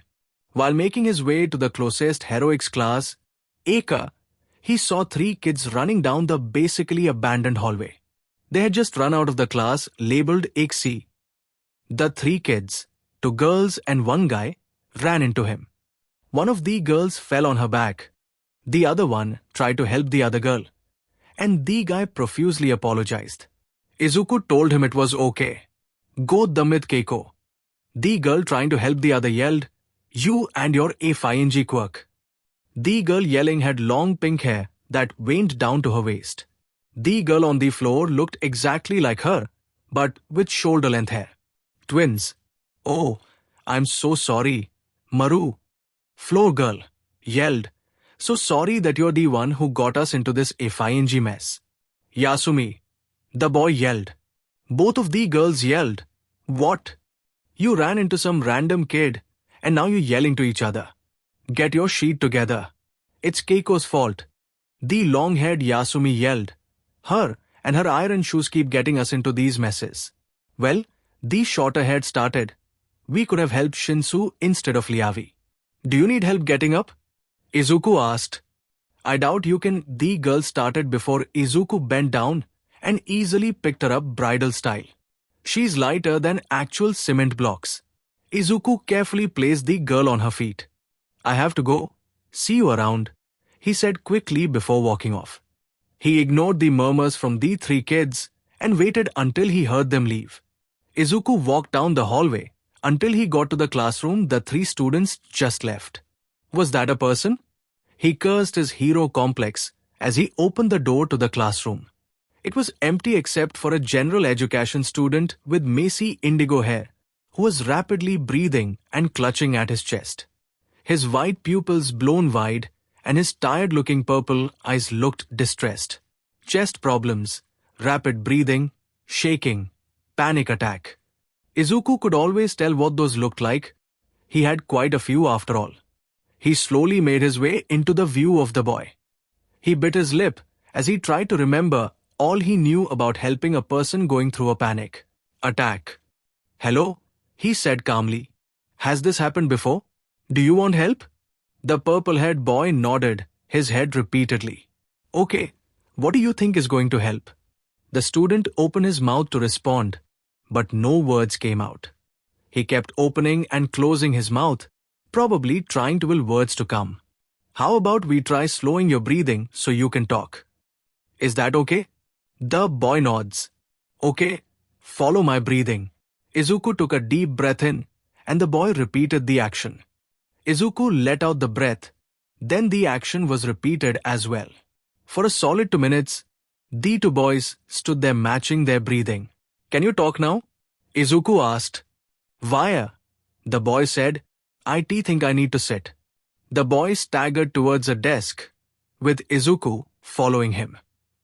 He pulled out a chair and sat down, continuing to breathe in and out. After a couple more minutes, the boy untensed. "Thanks," he said. "Are you going to be okay?" "Yeah, thanks to you." If Izuku wasn't conditioned to not show his emotions, he would have blushed. "Not really. I have panic attacks too." All of that stuff was me using my memory and basic human decency to help. Sure, basic human decency. Did you not see the 3 kids that sprinted out of the class? And you must recognize me. I'm pretty infamous in Gen Ed. Villainous quirk after all. Izuku scoffed. "I'm not really one to care about how quirks are perceived. And I've met enough 6 sheet. I've met enough people to understand when someone is bad or not. I like you. Greenie. Greenie? Wait. Sheet. Shigarki. He really didn't want to get this guy involved, but he had to. What's your name? Purple? Shinsu Hitoshi. You. I need you to do me a favor. It's really important. Can you give me your hand? Izuku took out his pen. This could work. He could send out a warning. Sure? Shinsu held out his hand. Izuku uncapped the pen and wrote on the palm of Shinsu's hand. Keep an eye out for off-campus. Izuku recap his pen as Shinsu read the warning. What Shinsu started only for Izuku to interrupt him. I need you to tell Eraserhead that. Ask your teacher if you can talk to him privately. My teacher hates me. She'll say no. That's what you say when given a warning of a villain attack. Tell her that the message is from Student Zero, and she'll let you talk to him. Student Zero? For the first time in 5 years, Izuku purposefully showed a person his zero. Midoriya Izuku. Quirkless. Student Zero. Any of those things will make the teacher let you talk to Eraserhead. Just get that message to him. Izuku then sprinted out of the classroom and made his way to Eka.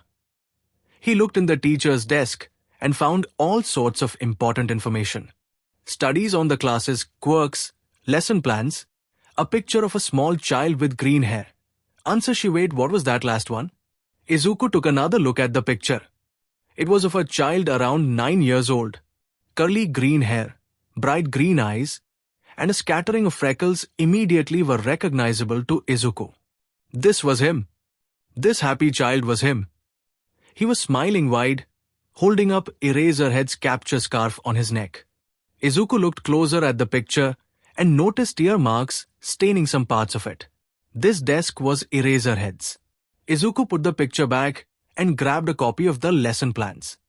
Shigaraki would have probably wanted him to take the other papers, but Izuku was in a rebellious mood. He could just try to lie his way out of the situation later. Izuku quickly made his way back out of the building, flipping his jacket, and to Shigaraki. Did you get it, Deku? Shigaraki asked as soon as he and Izuku were far enough away from UA. Izuku handed over the lesson plans. This was all I could find. Please believe it. Please believe it. Please believe it. All right, Deku. Yes, Kurogiri is going to warp us back now. The warp gate opened, and Izuku walked in with Shigaraki. As he looked at the hideout bar, he prayed Shinsu had followed his instructions.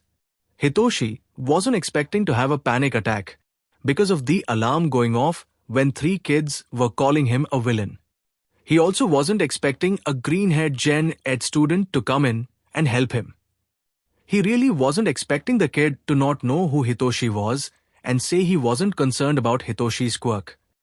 He was completely blindsided when the kid wrote some sort of warning on his hand, told him to tell a very specific teacher it, revealed that the kid had some sort of disappearing tattoo on his neck, and then tell Hitoshi that his names and his lack of quirk would make the teacher let Hitoshi talk to Eraserhead, which led to now, where Hitoshi was gathered with the rest of the class.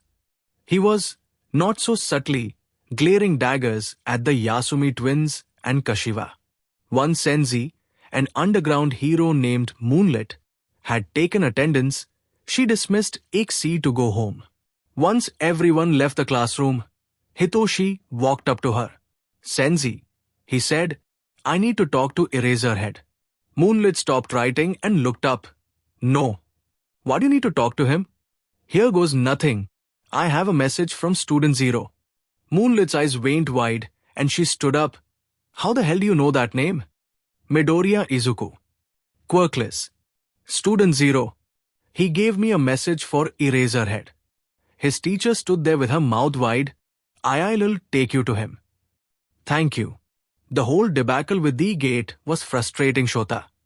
He had just gotten back to his class from Nezu talking about the possibility of villains. He was currently working on writing down the duties of a class president. Momo had given up her chance to be class president to Ida. The class chanting of exit sign Ida was annoying, and he couldn't wait for this day to pass. Shota took a chug of his coffee and looked at the date. In 4 days, he'd have the USJ trip. But in 4 days, the anniversary would also happen. He really was dreading the next 4 days. Not to mention having to deal with the resulting media outbreak from the media breaking in. Shota grabbed the stack of essays and a red pen. He might as well distract himself. As Shota started grading Oyama's essay, a knock came from the classroom door. "Who's bothering him now?" "Yes?" he asked, annoyed. In walked Moonlit, AXCS, homeroom teacher and number 117, and Shota wanted to groan. He had worked with Moonlit, and she wasn't a good person to talk to. She was quirkist, to say the least. She saw her quirk, the ability to manipulate moonlight, as powerful, and anyone without a powerful quirk wasn't important to her. This became a problem when she was told about his problem child being quirkless. She tried hiding her prejudice, not very well, and kept her mouth shut around the staff that liked or knew Izuku. Why Nezu kept her around, Shota had no clue. Oh, and since she considered Shota's quirk to be weak, she didn't like him either. "What do you want, Moonlit?" he asked. "I'm kinda busy, and you know not to bother me days before." Shota's eyes caught onto a student. Gaze. The kid was a mess. He was a general education student with a mess of indigo hair that stood straight up and purple eyes with eye bags that could match his own. "This is my student," Moonlit said as the kid stepped into the classroom, Shinsu Hitoshi. Well, a certain quirkless green-haired kid gave me a warning for you," Shinsu said, holding up his palm to show writing. Shota's eyes went wide and his hand went to his mouth. Izuku was in the building. He was in the building long enough to send out a warning on the palm of a student's hand, meaning that this kid was the first non-villain Izuku interacted with for longer than a minute. Shota took his hand off his mouth and hid his shock. "Shinsu, was it?" Shota said. "So, you somehow met a person that many powerful people have kept secret for years and is kidnapped by villains. Follow me." Shota walked off, Shinsu following him. The pair walked until they got to a room near the teacher's lounge. Shota opened the door. The room was the basic size of a classroom, with couches and coffee tables instead of desks. If you weren't paying attention, you wouldn't see the soundproofing done in the room or the lock that only opened to staff. As heroes, sometimes they needed a place to talk about important topics without interruption. Shota moved into the room and sat on a couch, gesturing for Shinsu to sit across from him on the other couch. The student sat. "Now, kid," Shota said, "how the hell did you meet a kid that's been missing for 5 years?" Shinsu fiddled with his hands. "It was during lunch. I was in AXC, talking to 3 of my classmates. The alarm went off and my classmates ran out of the classroom. I had a panic attack instead of leaving. I stayed alone in the classroom for about 6 minutes when Midoriya walked in. He was wearing a Gen Ed uniform, and I saw bandages on his forearms underneath his jacket. He came up to me and helped me out of my panic attack. I thanked him, and he told me that he also has panic attacks. That's new. Izuku didn't have panic attacks when he was at UA. How did he react when you said thank you?" "He was sorta. Flat. He didn't stutter or show a lot of emotion when I talked to him." "What happened to you, Izuku?" "He asked for my name, and when I told him, he asked for my hand. When I gave it, he wrote down the message. He told me to tell you what was on it privately. He also said that if I said it was from student 0, my teacher would let me talk to you. He showed me some sort of tattoo on his neck of a 0, told me his name and how he was quirkless, and then left. Let me see the warning." Shinsu stuck out his palm, and Shota read the warning. "Keep an eye out for off-campus." So, whoever Izuku was with was going to attack the next time a class is off-campus. But wasn't the next classroom out his class? Shinsu took back his hand as Shota reached for a paper and pencil. Shota quickly wrote down the warning and the important parts of the recount. He looked back at the kid. I'm gonna have to ask you to recount this to a police officer. You're also not allowed to tell anyone about meeting Izuku. Everyone in the US staff has been trying to find him for half a decade, and you are the only person who he's talked to for more than a minute that isn't a villain. But I guess you're supposed to know more about him if you're in on the secret as well. Shota stopped writing and sat up. Izuku's mom died in a villain attack by dragon that killed 250 people. He was the only survivor. I was the one who found him completely okay from the quirk of the store's cashier.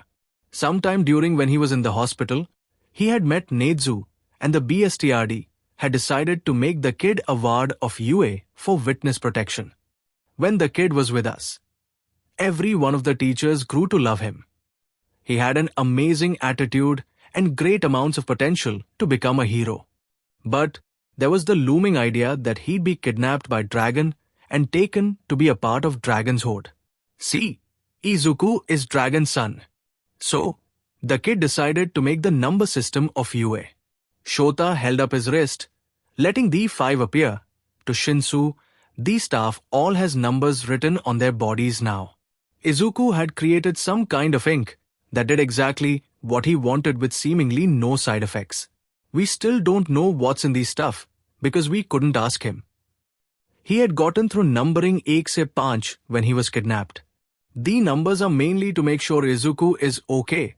But something happened, and he only just ended up using one of the features a month or so ago.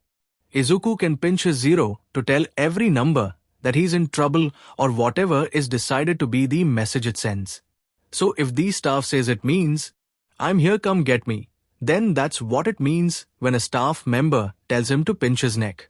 Another feature is that whenever a number and Izuku make eye contact and the number is searching for Izuku, the numbers burn slightly. But with what you've given us, we can bring him back home. Thank you. You can head home now.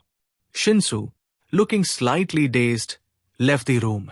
Shota leans back into the couch and puts his hands over his face. So, how the hell is this supposed to work? Make sure Eka doesn't get harmed whilst also making the villains stay long enough to grab Izuku. Also, there sprouts an ironic part of this whole thing. So the 5th anniversary of the kidnapping is the day we get him back. A day after the UA break-in, Izuku figured out where exactly the League was going to hit. It was going to be the USJ in 3 days. 3 days and a group of untrained children are going to be fighting villains while their teachers do the same. Sure, they would be heroes in training, but they're still kids around Izuku's age. Hopefully, Shinsu got the warning out to Eraserhead. As Izuku is eavesdropping on Shigaraki and Kurogiri's conversation, he overhears some very important information and takes out his pen to write on himself. The doctor has finished the Nomu, correct? Kurogiri asked. Yeah, the old man has. Shigaraki responded, it's going to be a great final. Boss for All Might. Shock absorption and regeneration. Senzi will be pleased when All Might falls. As Izuku writes down the Nomu's quirks, he also writes about the Doctor and Senzi. 2 days after the UA break-in, and Izuku woke up by a roar. After having a panic attack about Dragon. Was all of that a dream? Did Dragon find him? Was all of that work to help heroes not real? Izuku looked around and realized that he wasn't in the room the League normally held him in. This room looks more like an examination room. Nope. Nope. F that. Izuku got up and booked it to the door, not noticing it was unlocked, and opened it. He slammed the door behind him and took in his new surroundings. He was still in a building, but it wasn't the bar from the League. It looked like a warehouse with boxes and bags filling the area. Oil drums and pipes were spread around the area as well. But the most disturbing part was the large metal tanks that only had heads sticking out. No, not heads. Brains. The part sticking out of the tanks was brains. Izuku shrunk back and ran into something. Or someone. He looked back to see a short balding man with goggles, a thick mustache, and clothes like a doctor. Was this the doctor? Where am I? Izuku snapped, turning to glare at the doctor. I think the question we should be asking is how are you alive? The doctor asked. Normal people's bodies don't refuse a quirk all for one gives them. How did yours, Izuku? Shivers ran up Izuku's body as the doctor said that. Given a quirk?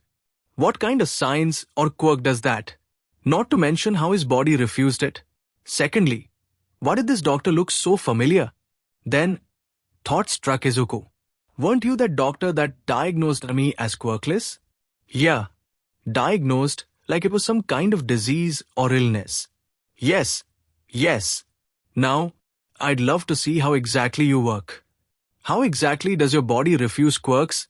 A manic grin spread across the doctor's face. Oh, old man, where the hell is Deku? I need him alive to be my bargaining chip. Was that Shigaraki? The doctor's smile fell into a strict expression. Fine. Take him back. But I want him when you're done. Shigaraki's crusty but face scowled. Whatever. And so, that night Izuku added information on the doctor, all for one, and no mas. He doesn't write about his body rejecting quirks though. 3 days after the UA break-in and Izuku was getting tired of the constant noises coming from around the hideout. Yelling, stomping, and screams were coming from around the bar, and Izuku was getting angry. Who the hell was making that much noise? Who exactly was the League hiring that made this much noise? Was the League gathering villains for the attack on the USJ tomorrow? Holy shit, that's tomorrow. That's definitely what this is for. So, Izuku started writing down the quirks and names of the voices he heard. He really wants to help the heroes with all of this. Then, the day the League planned to attack the USJ came. The only parts of Izuku's body not written on was the skin he showed. Shigaraki and Kurogiri came into Izuku's room. Ah! Shigaraki grinned as he saw Izuku. There's our little bargaining chip. He put 4 fingers around Izuku's neck. Kurogiri then opened a portal. Hopefully, I can help the heroes. Today is the day. Today is the day Shota has been waiting 5 years for. Today, Shota would bring his kid back home. Midoriya Izuku was coming back to UA at almost any cost. The plan was simple. A good chunk of the UA staff would be surrounding the USJ, waiting for the pinch. 9 teachers, including Shota, 13, and All Might, would be inside the USJ itself. One pro hero that specialized in the environment would be stationed at each zone. Class Eka would be fine with 9 pros in the USJ. But Shota's and All Might's job is to get Izuku back and fight off any higher rank villains. The staff knew that Dragon's Horde had a large handful of A and B rank villains as well as the S rank dragon. So if Dragon got Izuku to another organization, they'd have to have similar power. Right? Dragon wouldn't have handed Izuku to some weak group of villains. Right? Sheet. Well, if the staff is overestimating the villains, then it would be fine. Izuku was coming home. Then, Shota walked into Eka and realized he forgot to inform a certain student about the predicament. Bakugo was Izuku's best friend, and he had no idea of the plan to bring Shota's problem child back. Shota internally groaned as his class straightened up and stopped talking at the sight of him walking in. How had he forgotten to tell Bakugo? The kid had mellowed out substantially, but he was still the explosive brat that nicknamed Shota Hobo Teacher when he was 9. Not to mention this would bring up the inevitable conversation about Izuku that Shota was dreading having with the brat. Shota stood at the podium in front of his class. The 18 students waited for him to start talking. Might as well get this day started. For today's basic hero training, All Might, myself, and one other will be supervising, Shota stated. A soft murmur spread across the class as Sero raised his hand, leaning forward. What are we doing exactly? Sero asked. Shota held up a card, the word rescue in big letters written on it. You'll be preparing for disaster relief, from fire to floods. Shota winced as his class yelled out, "It's rescue training." Chatter filled the classroom. Rescue? Huh? Sounds like another rough day. This is what being a hero is all about. I'm pumped. I'll be right at home in a flood. Ribbit. Shota glared at his class. These kids were always so loud. Hey, I'm not done. The class quieted as Shota continued. It's up to you whether you wear your costumes or not. Some of them aren't suited for rescue. Shota pressed the button on the remote. The costume's coming out of the wall. The training site is a bit remote, so we'll be going by bus. That's all. Get ready. As the class all grabbed their costumes, Shota noticed how the problem child frowned down at the case in his arms. The rest of the class filed out of the classroom, talking about the training, but Bakugo stayed in the class until everyone but Shota left. Bakugo, Shota said. The kid flinched and looked back at Shota. Are you going to get in costume or not? Yeah. Bakugo started walking towards the door, then stopped in the doorway. You tell me if there was a plan to get him back, right? Shota frowned. How's he supposed to tell the kid about the USJ? Bakugo knew Shota only because he was Izuku's best friend. So, Shota didn't get to connect with the kid that much. The kid is probably hurting just as much as Shota. How was he supposed to explain that a plan to get Izuku back was happening today? I would. And that was the truth. Bakugo needed to know about the plan today during rescue training in the site. The class will be safe. Bakugo scoffed. I don't care about those EXter. Bakugo shut his mouth. They started talking again. I just want to know about how Izuku will be. Shota put his hand on Bakugo's shoulder. We'll get him back, kid. Bakugo shoved Shota's hand off his shoulder. You better. Then he walked out to the locker room. Why? Oh why? Was Shota's class so loud? Shota let out a long-suffering sigh as Ida blew a whistle. Gaze. Tensi needed to teach that kid how to relax. Line up according to your ID numbers, Ida shouted. Fill those seats in an orderly fashion. When was the kid going to realize that it wasn't that kind of bus? When the entire class got on was the answer to that question. As Ida was sulking, Shota overheard his class having a conversation about quirks. My hardening isn't as cool as your guys' quirks, Kirishima said. I'm good in a fight, but it's really boring. So, Kirishima needs some self-confidence. Noted. Of Ashido Kud, Kiri.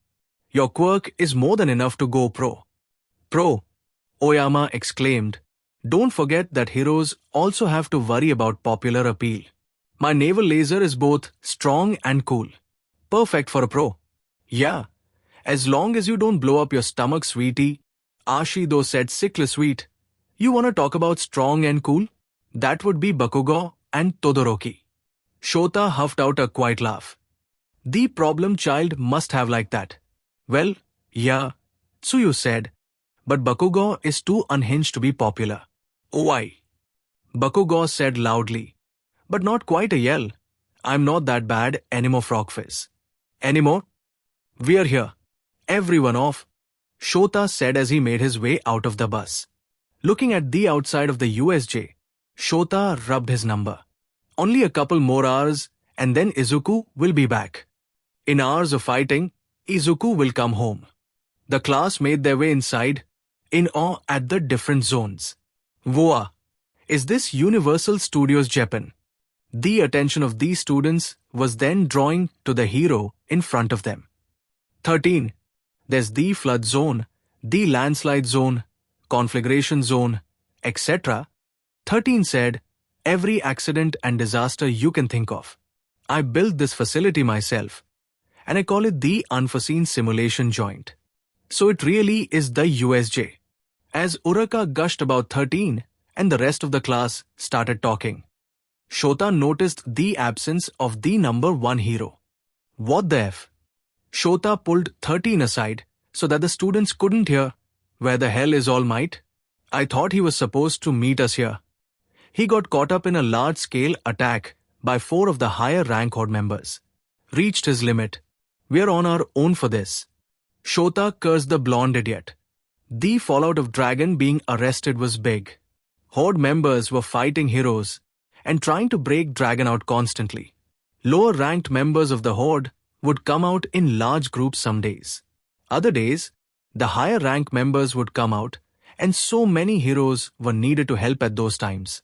But for the villains to be so strong as a unit to wear out All Might. Senpai, 13 was talking again. We'll get Izuku back with or without All Might. Plus Ultra. 13 turned back to the class, who quickly shut up. Before we get started, I have 1 or 2 points. 13 held up their fingers. Or 3. Or 4. 13 let loose their quirk from their finger. As I'm sure many of you are aware, my quirk is called Black Hole. It can SCK in and tear apart anything. I use it to save people in all sorts of disasters. 13 turned off their quirk, shutting the finger cap of their suit. However, my power can easily kill. I have no doubt some of you have similar abilities. In our superpowered society, the use of quirks is heavily restricted and monitored. Our system seems to be a stable one, but never forget that one wrong move with an uncontrollable quirk and people will die. In this class, you will be shown a different perspective than in the fitness test or battle training. You will learn how to utilize your quirks to save lives. Your powers aren't meant to harm. I hope you learn that you're meant to help people as heroes. 13 bowed with their right arm underneath their chest. That is all. I thank you for listening. Talking spread through Eka, and Ida was clapping. Great, Shota said. Now we can start. First off. Then, Shota's eye caught onto a black and purple swirl in front of the fountain of the USJ. He quickly grabbed onto his goggles and put them over his eyes. Huddle up and don't move. Shota yelled, 13, protect the students. A hand came out of the swirl, which had now widened to a circle. Then, a face with a hand covering it peered through. Yellow diamonds, which looked like eyes, appeared at the top of the black and purple as groups of villains surged out of it. What the heck is that? Don't move. Those are villains. Shota yelled. 13 and Eraserhead, is it? The mist said, calmly. According to the staff schedule we received the other day. All Might is supposed to be here. Of course. The break-in was this scum's doing. Where is he? The villain with hands all over his body said, we've come all this way. And brought so many playmates. Not to mention our bargaining chip. Just for the symbol of peace, not to be here. I wonder if some dead kids will bring him here. As Shota leapt off the railing to fight, he noticed the lack of any green-haired kids in the group. So Izuku was somewhere else. Izuku is on a boat. Kurogiri had opened a portal leading to the boat, and Shigaraki had shoved him through saying something under the lines of, we can use Deku later. So now Izuku is on a boat. He could feel the sway of it on the water, and he could smell the water itself. But he had no clue where exactly he was. He might be somewhere in the USJ. He might be floating in a random boat on the ocean. Who knows? But it's dark and cold and Izuku wouldn't be able to find a way out if he tried. He got the sense that the room he was sitting in was big. So trying to find where an exit would be dangerous if weapons were somewhere in here. His best bet was to try to hear some sort of noise and follow it.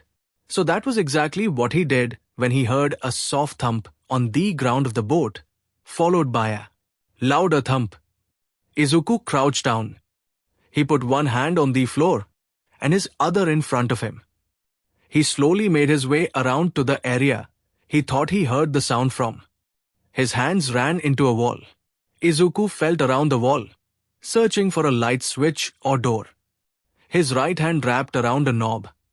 A doorknob to be specific. Izuku held his breath as he turned the handle. Click. The door creaked open and bright light shone onto Izuku's eyes. When was the last time he had seen the sun? Izuku squinted and then his eyes went wide. There, standing on the deck of the cruise ship was a hero. And what looked like a hero in training. He immediately recognized the hero as Water Walk. A hero who could control water underneath his feet. Water Walk uses his quirk to fight villains in flood and ocean scenarios. But he's also a teacher at UA. He has the number 105 written on his left ankle, if Izuku's memory is correct.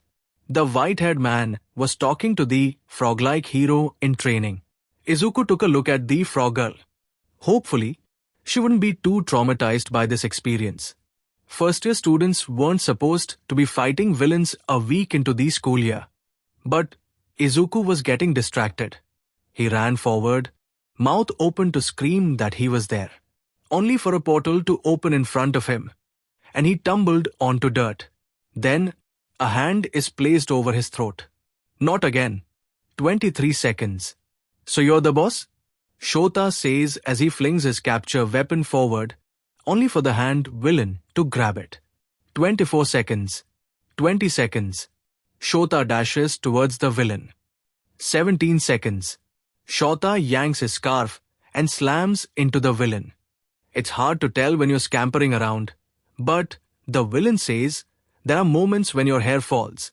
As he talks, the grip on Shota's elbow tightens every time you finish a given move. Your max duration gets shorter and shorter. The grip on Shota's elbow tightens more, and then white-hot pain spreads through his arm. He sees the skin on his elbow disintegrate away. Don't overdo it now, Eraserhead. Shota punches the boss across the face and lands on the ground. The villain continues talking. Your quirk isn't good in long group battles. Huh? You don't specialize in these types of fights, yet you jumped right in. Hoping to make the kids feel safe? The villain chuckles creepily. So cool. So very cool. By the way, hero, I'm not the boss here. Shota's eye catches onto a creature behind him. A large, black, muesli creature with a wide mouth reaches out to grab Shota. The creature grabs his right arm and snaps it, then pins him to the ground as it roars. The hand villain is still talking. Meet the anti-symbol of peace, the bioengineered Nomu. What the F? This creature snaps Shota's arm like a twig. Looking at any part of its body should be enough to nullify any quirk. So this was its base strength, easily as strong as All Might. This Nomu was made specifically to kill All Might, wasn't it? Shota's eyes spot another black and purple swirl appear. Talking this time, Shigaraki Tomiura. Kurogiri. Is 13 dead? The hand villain, Shigaraki, asks. 13 is incapacitated. But I couldn't warp away some of the students and one of them escaped. The mist, Kurogiri, responded. Shigaraki clawed at his neck. Kurogiri, if you weren't our ticket out of here, I'd turn you to dust. We're leaving. Game over. Then, a portal opened right next to Shigaraki. But how about we leave a dead kid for the heroes to find? Then a short, malnourished green-haired teen tumbled onto the dirt, and Shigaraki wrapped his hand around the teen's throat. Izuku. Izuku. That wasn't Shigaraki's voice. The grip around his neck was there. But that wasn't Shigaraki speaking. Izuku's eyes were screwed shut, but he wanted to open them now. That voice was the Sam voice in Izuku's head. The Sam voice that affectionately called him Problem Child. The Sam gravelly, gruff, sleep-deprived voice that would tell Izuku that he wasn't Dragon. The voice that made Izuku despise his villainy even more. He hated how he couldn't remember the speaker, that he couldn't put a name or face to the voice. Who was it? He wanted to know. But Izuku refused to open his eyes. The only reason he was at the USJ was to be a hostage. Hostages die all of the time. This is when Shigaraki kills him, isn't it? That's not a question. Izuku is going to die. He was going to die, but he refuses to have his eyes open when he does. Maybe it's some kind of no satisfaction to the killer thing. Don't let them see the light fade from your eyes as they kill you. Don't let them see how much it hurts. He just needs to keep his eyes shut and accept it. Open your eyes. Deku. Ah, there's Shigaraki. Izuku wonders what it'll be like to die. Would it be the whole light at the end of the tunnel thing? Would he see his mom? Oh, what if reincarnation was real? Maybe he could actually be someone useful in his next life. But wasn't he going to stay alive for his family? The grip on Izuku's throat tightened until he was choking. Guess he won't get to see you. Huh? No. Izuku was going to stay alive to tell people he was alive. Right? He was going to be alive for peaceful moments with his Zero. He needed his family to know he was alive. A fifth finger waned down onto Izuku's neck. But no pain came. Izuku's mind was racing. What quirks could stop this? He ran through all the quirks of the US staff he could think of. There wasn't any quirk that he could think of. So who? It suddenly struck Izuku. Eraserhead. Aizawa Shota. Shu.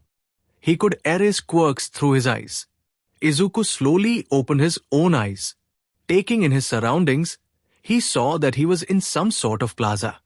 A flooded area. He was probably there. Was close by. In fact, all of the different zones of the USJ were close by. You really are pretty cool, Shigaraki was talking again.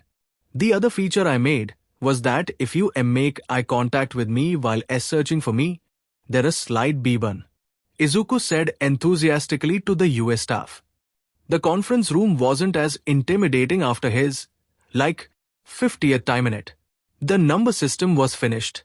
Sure, it wasn't perfect for situations where he loses his memory or when there's absolutely no sign of him. But it was still his pride and joy.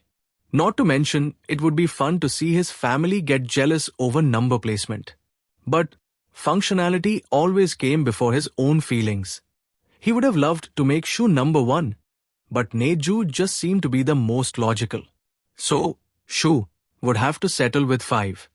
It's mainly a F feature if I'm made to wear a mask, so you'd know who I am. It's amazing, problem child. Izuku blushed at Shu's praise. You're such a dad, Aizawa. Ah, there's Kayama with her dad comments. You forgot the "my" in front of problem chill.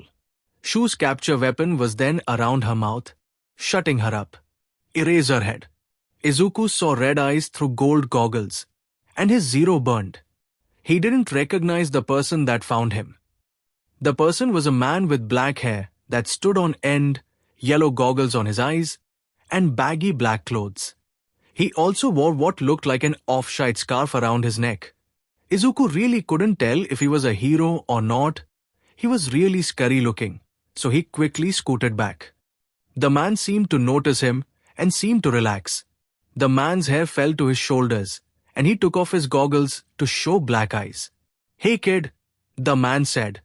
His voice was really gruff and sounded like he was sleep-deprived. Are you hurt at all? Izuku shook his head. Hey hero? He asked shakily. The man nodded his head. Yeah, I'm a hero. Can you come over here? The woman that they were talking about was my mom. Izuku forced out. He was growing really tired of talking. Can I sleep? Hero? It's Eraserhead. And yes, you can sleep. The hero sat with Izuku as he curled into a ball. You were really brave, kid. A real hero. Nota, hero.can't be.thanks. Izuku drifted off to sleep. Izuku didn't want to be in this hospital. Everything about it unsettled him. He really doesn't like hospitals now. The smell of the chemicals hurt his nose. But Mom was. A lot of people had come in to ask about what happened. He didn't want to talk to any of them. One of them tried giving him cookies if he spoke. Didn't work. Another tried to just talk and try to get him to open up. That didn't work either. Another, Nezu, had tried to exchange information for information. But Izuku didn't want to know anything. It was the closest though. A man, probably a detective, was coming in with the person each time. He just wanted his mom, or maybe All Might, or the hero that saved him. Izuku decided to mess with the sheets of the bed. He wasn't really hurt, and he didn't need the room, so why was he here? Wouldn't he be taken in by someone? Izuku knew that a new person was coming with the detective today. They always had a schedule. He really didn't want to talk to anyone today. But then the hero that saved him, Eraserhead, walked in. Izuku waved at the hero. Hey, Midoriya, Eraserhead said, taking a chair while the detective stood next to him. Would you mind telling us about the mall attack? Izuku's shoulders slumped, and he curled up into a ball. This was Eraserhead. Eraserhead helped him. He could at least speak to him. So he answered with a whisper, yes. Izuku still didn't like the hospital, but he was told that he was in danger. If he could avoid being a burden by staying, then he'd stay. The only thing he liked when he was in the hospital was when Eraserhead would stop by. He was going to be a ward of UA, and so now he got more freedoms when it was known where he was staying. He had gotten another notebook for analysis. And now, how this happened Izuku didn't know. Eraserhead was reading through his analysis. Kid, Eraserhead said as he looked up from the notebook, this can be really dangerous if it fell into the wrong hands. What? Izuku's analysis wasn't that good. You need to start writing in code. Eraserhead gave back the notebook. But your advice isn't half bad. Izuku's eyes were then drawn to the advice section. Was the whole voice recorders would be good to hold on to for information gathering a good idea? Shopping for clothes wasn't fun. Izuku had grown like a weed, and now he was too big for his clothes. And it was right after he had moved into UA2. So now Eraserhead and Izuku were going to get new clothes. At a mall. Right before they headed out, Eraserhead told Izuku something. While we're out in public, you use my name. It's Aizawa Shota. So, call me Aizawa. And if you start feeling bad, tell me. Not Eraserhead. Aizawa. What was that about feeling bad? As Izuku followed Aizawa through the mall, he was having a hard time breathing. He just couldn't seem to get enough air into his lungs. His head was spinning and his heartbeat was speeding up. He could feel himself losing focus, but he couldn't close his eyes. Every loud sound reminded him of an explosion. Thoughts of the mall, and the explosions, and the cashier, and his mom's dead corpse in the arms of the Ram villain. The hissing and smoke from the register. Midoriya. That's Aizawa? Kid, whatever you're seeing isn't real. You're not there. Can you look around and tell me what you see? Izuku does. BB bright elites. Why you? See cloth clothes. Keep going, kid. As Aizawa and Izuku looked at the different online stores, Izuku noticed one more item in the cart. Wasn't there 20 F4 items? And not 25? Izuku asked. Aizawa grunted and hovered over the cart, showing a voice recorder. Izuku was now trying not to cry. Izuku was 100% holding back on how much he wanted hero merch. As he hung up a new poster, he muttered to himself, I wish there was Eraserhead merch. Izuku wasn't feeling well. He wasn't sick or anything. The small area he was given was fully explored, so he tried watching TV. It turned onto a news channel and it was reporting on quirkless discrimination. So Izuku immediately turned off the TV and went to his room. He had gotten so caught up in the hype about UA that he forgot about his dream. His dream, Izuku would need someone to train him. But who? He wasn't expecting Aizawa to show up to take him to meet the UA staff. But Izuku wasn't in the mood anymore. What happened, kid? Aizawa asked. And don't say nothing, your attitude did a 180. Well, I was just thinking about being a H hero, Izuku responded. I was thinking about how I should train for it. You're gonna need a lot of training for people to take you seriously. Izuku then had an idea. Why you fight quirkless a lot of tea times? Could you try and mata behiro? Izuku knew that the last part was rushed out, but Aizawa still seemed to understand. It's going to be really hard to train to be a hero. Are you sure? Was he sure? I'm sure. Then okay, kid. As long as you understand it's going to be hell, I'll train you. Call me Sensei. Izuku beamed. The world might just need a quirkless hero. Then Izuku cried. Izuku trailed behind Aizawa as 12 heroes sat on a long desk. So, Nezu has probably told you about a ward.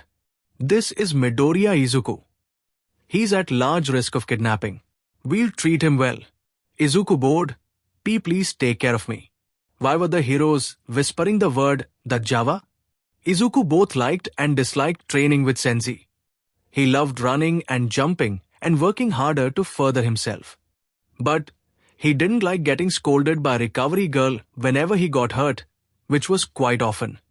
He also didn't like right after training when he had absolutely no brain to mouth filter. Normally he'd consider his words carefully when talking, unless he was rambling, but when he was tired, he didn't do that. Everything he thought came out of his mouth, meaning that it was pretty easy to get him to talk when he was like that, which was the current situation. Senzi had just asked Izuku about the Bakugas, and now Izuku was talking about how cool Kacchan's quirk was. Kacchan's quirk is sometimes scary, but it's also really cool. Izuku said, Kacchan is the kid, right? Senzi asked, why is his quirk so scary? Because it's loud and hurts. Izuku saw Senzi's eyebrows raise. Did he use it on you? Kacchan used his quirk so much that it was a rarity someone didn't know what it felt like. But he did mainly use it on me. Do you know why? Was Senzi concerned? Well, Izuku really was too exhausted to bend the truth. He said it was because I'm quirkless. Izuku didn't miss the grunt, but kept talking. But Kacchan is so angry all the time that he lashes out at anyone around him. I was just always the closest person. He may need some form of anger management now that I think about it. Izuku was coming out of the locker rooms when he caught a glimpse of his face. He had seen pictures of Hisashi now, and Izuku didn't really like it. He looked so much like the villain. He had the same mess of wild hair like his father. It's just that his hair was green and not black. The same white-green eyes. The freckles also came from his father, sadly. He used to really like his freckles, but now he kinda wanted to hide them. Senzi must have noticed something was wrong. How the hero does that Izuku doesn't know. Because the man asked what was wrong. I don't like my face. Senzi's wide eyes made Izuku look to the floor. He felt stupid for saying that. Now, he was 9 and he didn't like how he looked. Why, Midoriya? Senzi asked. Yup. The man was definitely concerned about Izuku now. I look too much like Dragon. Senzi bent down to Izuku's height. Can you look at me, Midoriya? Izuku did. It doesn't matter if you look like him, Izuku. It matters that you are not him, Senzi said firmly, leaving no room for arguments, and you never will be. Izuku burst into tears and hugged the hero. He was fine with the given name use. Izuku had somehow broken his arm while running. That's right. While running, as Izuku showed Senzi the cast. The man fist-palmed. You're a problem child, Midoriya. Izuku was bored. Like really bored. So what's Izuku's plan? Bother Aizawa. Izuku ran through the empty hall of UA until he reaches the teacher's lounge, where he opens the door to see Aizawa making coffee. Problem child, Aizawa said. What are you up to? See, can I? This was harder than it should be. Can a Viryao capture a scarf? Aizawa blinked. You want to? What? Well, I want you to wear your scarf. Aizawa let out a sigh that made Izuku perk up. That was a finny sigh. Aizawa carefully took off his scarf and placed it around Izuku's neck. It was really warm. But Izuku had a plan. He held out his phone, blushing furiously and averting his eyes. See, could you take a picture? Aizawa had a confused face and then took the phone. Izuku sunk into the scarf's warmth and held it up, smiling wide. Are you satisfied, problem child? Aizawa asked. May I have my scarf back now? Izuku let Aizawa take off the scarf. It's nice. Warm. Thanks. Aizawa ruffled Izuku's hair. Whatever. Kid. Izuku's 10th birthday was already so much fun. Kacchan got a visitor's pass to come in and celebrate too. Everyone had cake. And Izuku got to blow out candles. Then came the presents. Izuku got a lot of hero merch, mostly the hero's own, and a ton of analysis and support books. Then, Aizawa passed a rectangular box. Here, kid. Izuku smiled wide when he took it and carefully unwrapped it as he had done with the other gifts. Izuku took the lid off the box. In it was a black hoodie with off-white drawstrings and a bunch of off-white bands on the shoulders that turned into an off-white fabric halfway up the oversized hood. The other half of the hood was black, with a gold band and two golden rectangles with slits where they cover the eyes. Was this what Izuku thought it was? Izuku looked at the man who had just given him the gift, looking as stoic as ever. No one was making noise as Izuku put on the hoodie, revealing that yes, this was Eraserhead merch. And yes, Eraserhead had custom-made merch of himself for Izuku to have on his birthday. Izuku ran towards the man and tackled him in a hug. "Thank you," Izuku said. Aizawa chuckled. "Sure thing, problem child." Aizawa and Izuku were on their way to the development studio when Izuku's mind began to wander. Then, Izuku decided to ask, "Why does my call you Shu?" Izuku asked, then regretted it when he saw the sad frown on Aizawa's face. "Hijashi, and I used to have a friend who called me Shu," Aizawa said, voice filled with sorrow, when he left. "I missed being called Shu. So Hijashi started calling me it. It stopped being a name I associated with my friend and more. Just what those closest call me." After a couple of seconds of silence, Aizawa spoke up again. "If you're going to ask me if you can call me Shu, the answer is yes."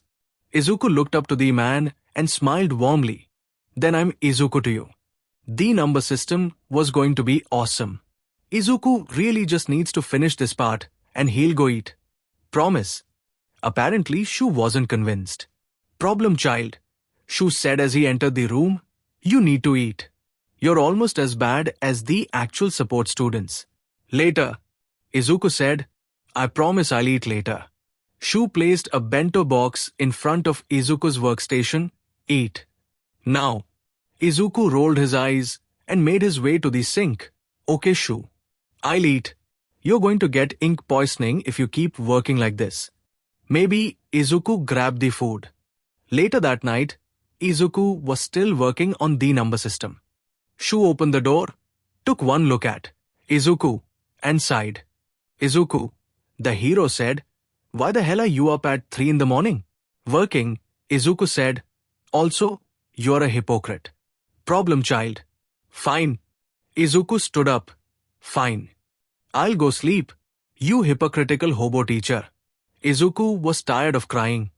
He'd spent so long crying that some of the staff was genuinely concerned that he'd get dehydrated. Shu was hurt, life-threateningly hurt, because villains had tried kidnapping Izuku. Izuku knew it wasn't his fault. Shu's job is to protect, especially him with Izuku being a ward and Shu student. But Izuku still felt so guilty. Shu could die and it would have been protecting Izuku. Izuku didn't get much sleep that night, or any other nights where Shu was close to death. Izuku sat on a chair next to Shu's hospital bed. That villain had tried to kill Shu.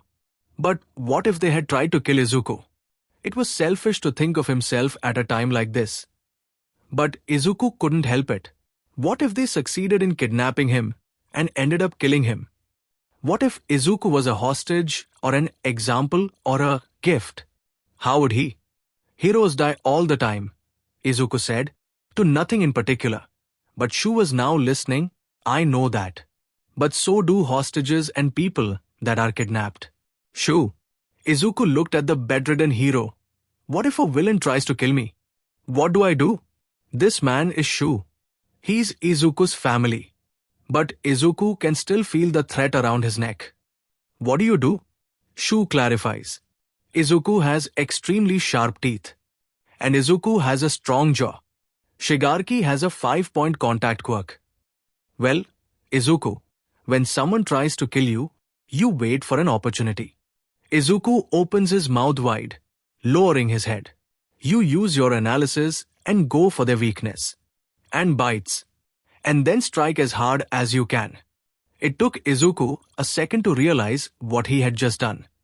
The blood in his mouth really helped bring him back to reality. "Holy shit, I just did that. Welp, Nothing he can do now but go through with it. So he bit harder. And then, crunch. Holy shit, that's a finger in my mouth. Nom, Shigaraki yelled. Nope. Hell no. Izuku spat out the finger. Don't think about it. Don't think about it. Don't think about it. And then mustered all the pent-up anger from living with villains for 5 years and socked Shigaraki across the jaw. The man yelled profanities. Izuku looked back. The Nomu hadn't moved. Thank God. But Eraserhead Shu Aizawa Senzi hadn't moved either. The man was instead gesturing something. Izuku took a closer look and saw that he was making a pinching motion with his good arm. Pinch, pinch. Izuku reached up to his neck and pinched his zero. Never fear. Was that all might? Izuku looked back to the doors, which were now busted open. Nezu, Hound Dog, Present Mike, Midnight, Snipe, Cementos, Power Loader, Blood King, Ectoplasm, and All Might all stood in the busted doorway. For we are here. The blue-haired boy that Izuku saw talking to the reporters stood with the heroes. President of class Eka Ida Tenia, the brother of Ingenium, apparently, yelled, reporting for duty. Damnit. Shigaraki yelled, we had more time. How the hell did they get here so fast? Shigaraki then turned to Izuku, unless they knew. Izuku elected to ignore Shigaraki and instead yelled, hey heroes, mind getting that big fucker off of Senzi? Kurogiri, get us out of here. Shigaraki yelled as All Might grabbed Senzi and Izuku, placing them towards the entrance where 13 and students were being taken in by the arriving and the zone heroes.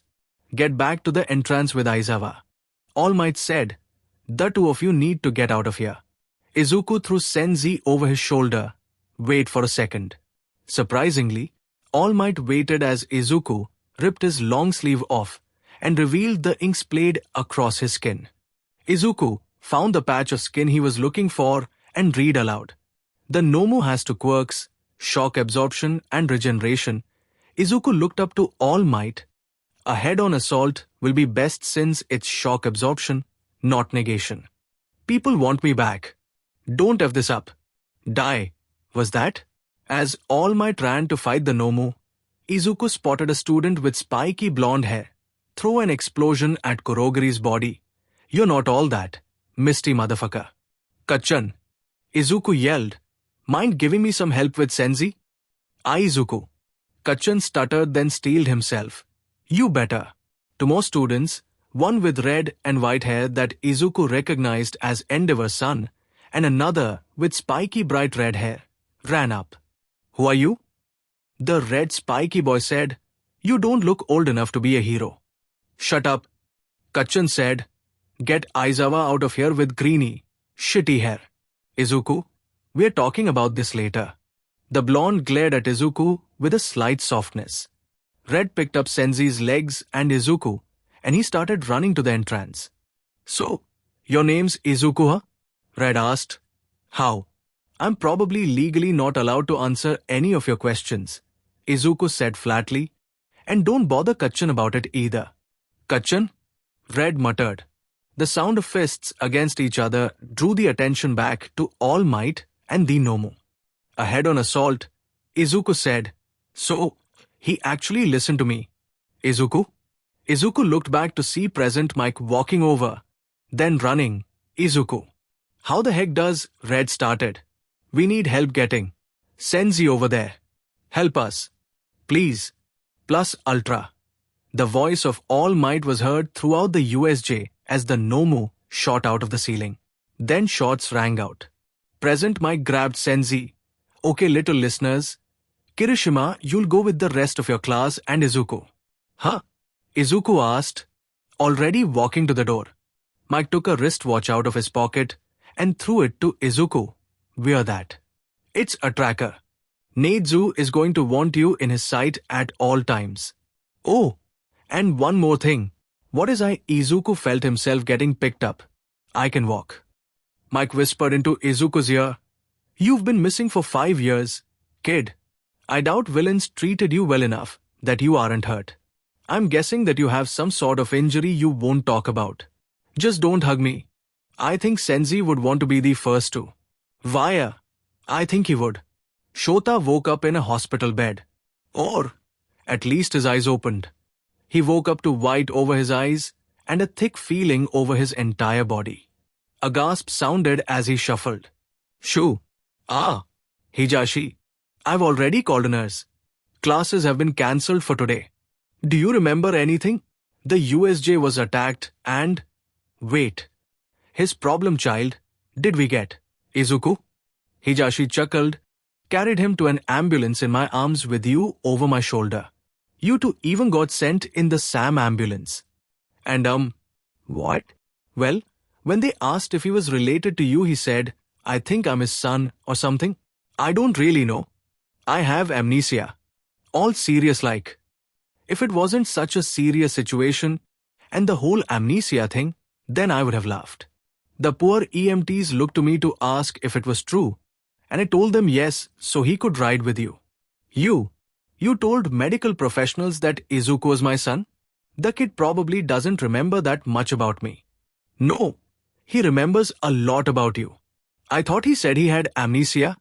It's most likely quirk amnesia. He said that certain situations brought back memories. Seeing you in person for the first time in 5 years brought back some memories of your interactions. Had him confused about if he was a ward of UA and also your adopted son or something. Shota could feel the heat rising to his face. He was slightly glad for the bandages, but he doubted it would fool Hijashi. I didn't act that fatherly. Did I? Shoo, I can tell you're blushing. And also, you did. You call Izuku your problem child now.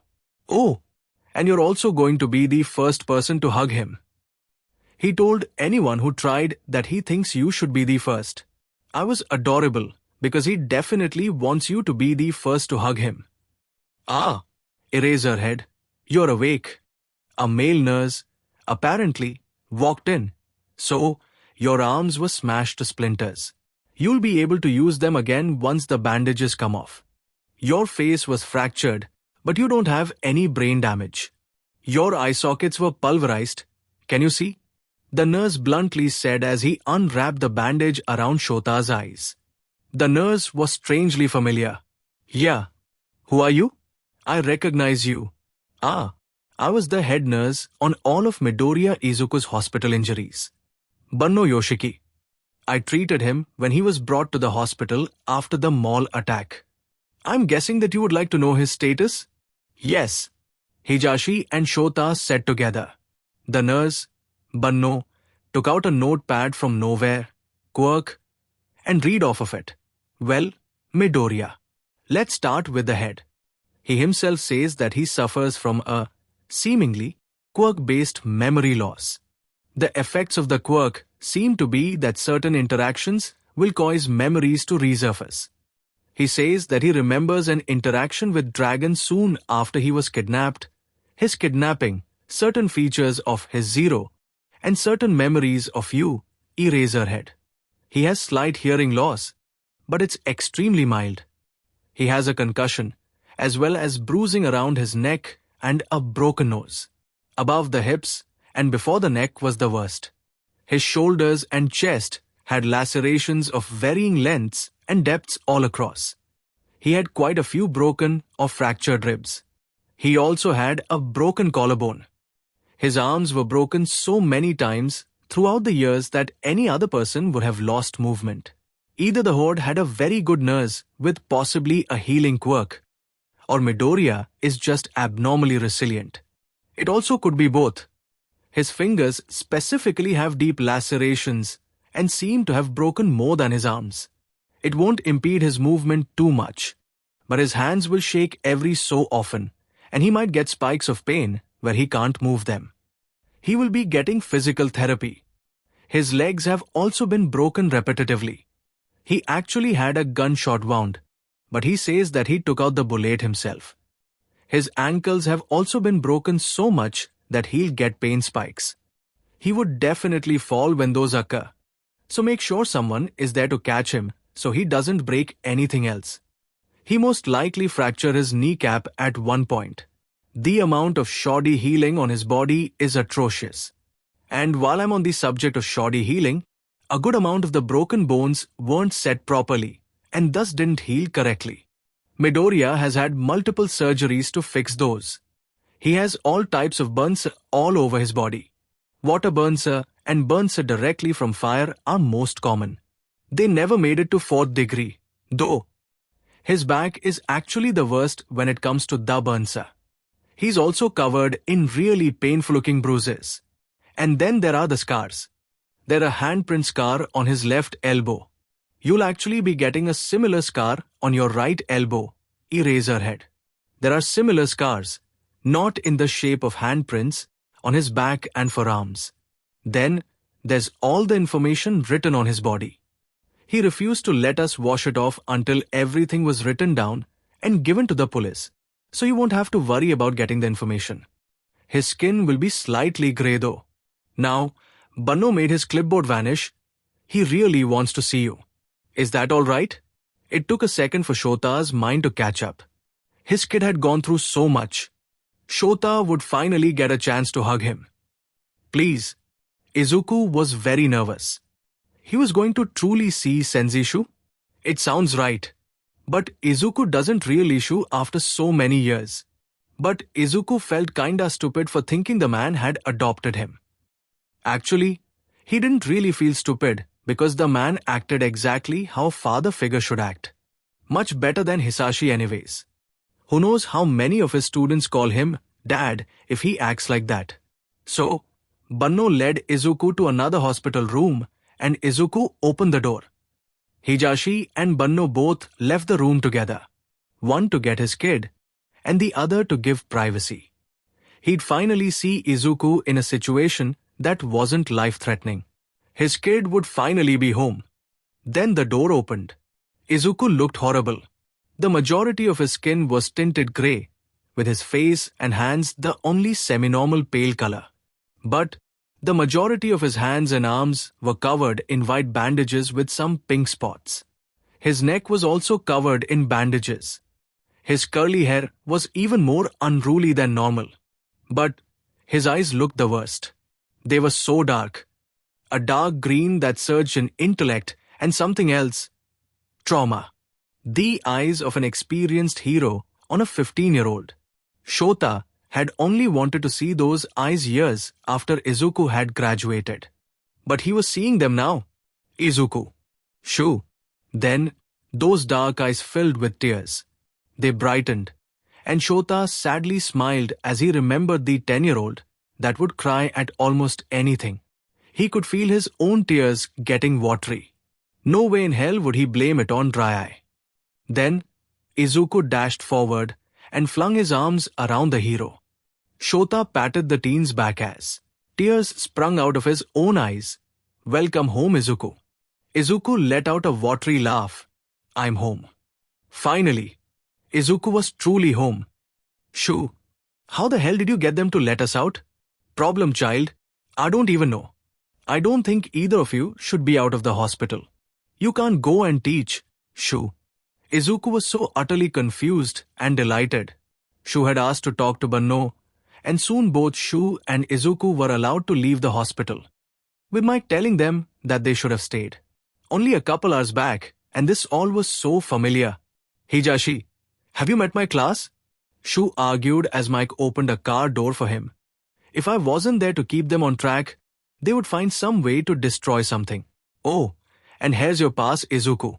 Shu threw a card over to Izuku in the back seat. Izuku looked at the card. It looked the same as other UA passes Izuku had seen in passing.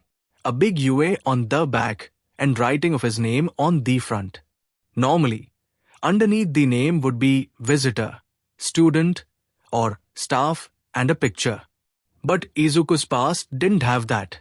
A result of being in hiding, apparently. Your class sounds fun. Izuku joked as he got in. Can't wait to meet them. Mike let out a cough that kinda sounded like words. Shu grunted. What is it? Well, there's kinda a plan for you to meet them. Mike started but then was interrupted by Shu. The staff is planning for you to become a part of my class. Shoo, part of your class? You weren't supposed to tell him, Mike said as the car started moving, or be so blunt. He's not stupid, Hijashi. He would have figured it out with just what you gave him. I mean, Vaya, Izuku said. I was already thinking about that, but I didn't think. I didn't think you'd actually have. But I'm. It doesn't matter that you're quirkless, Izuku. Kid, you're not a villain.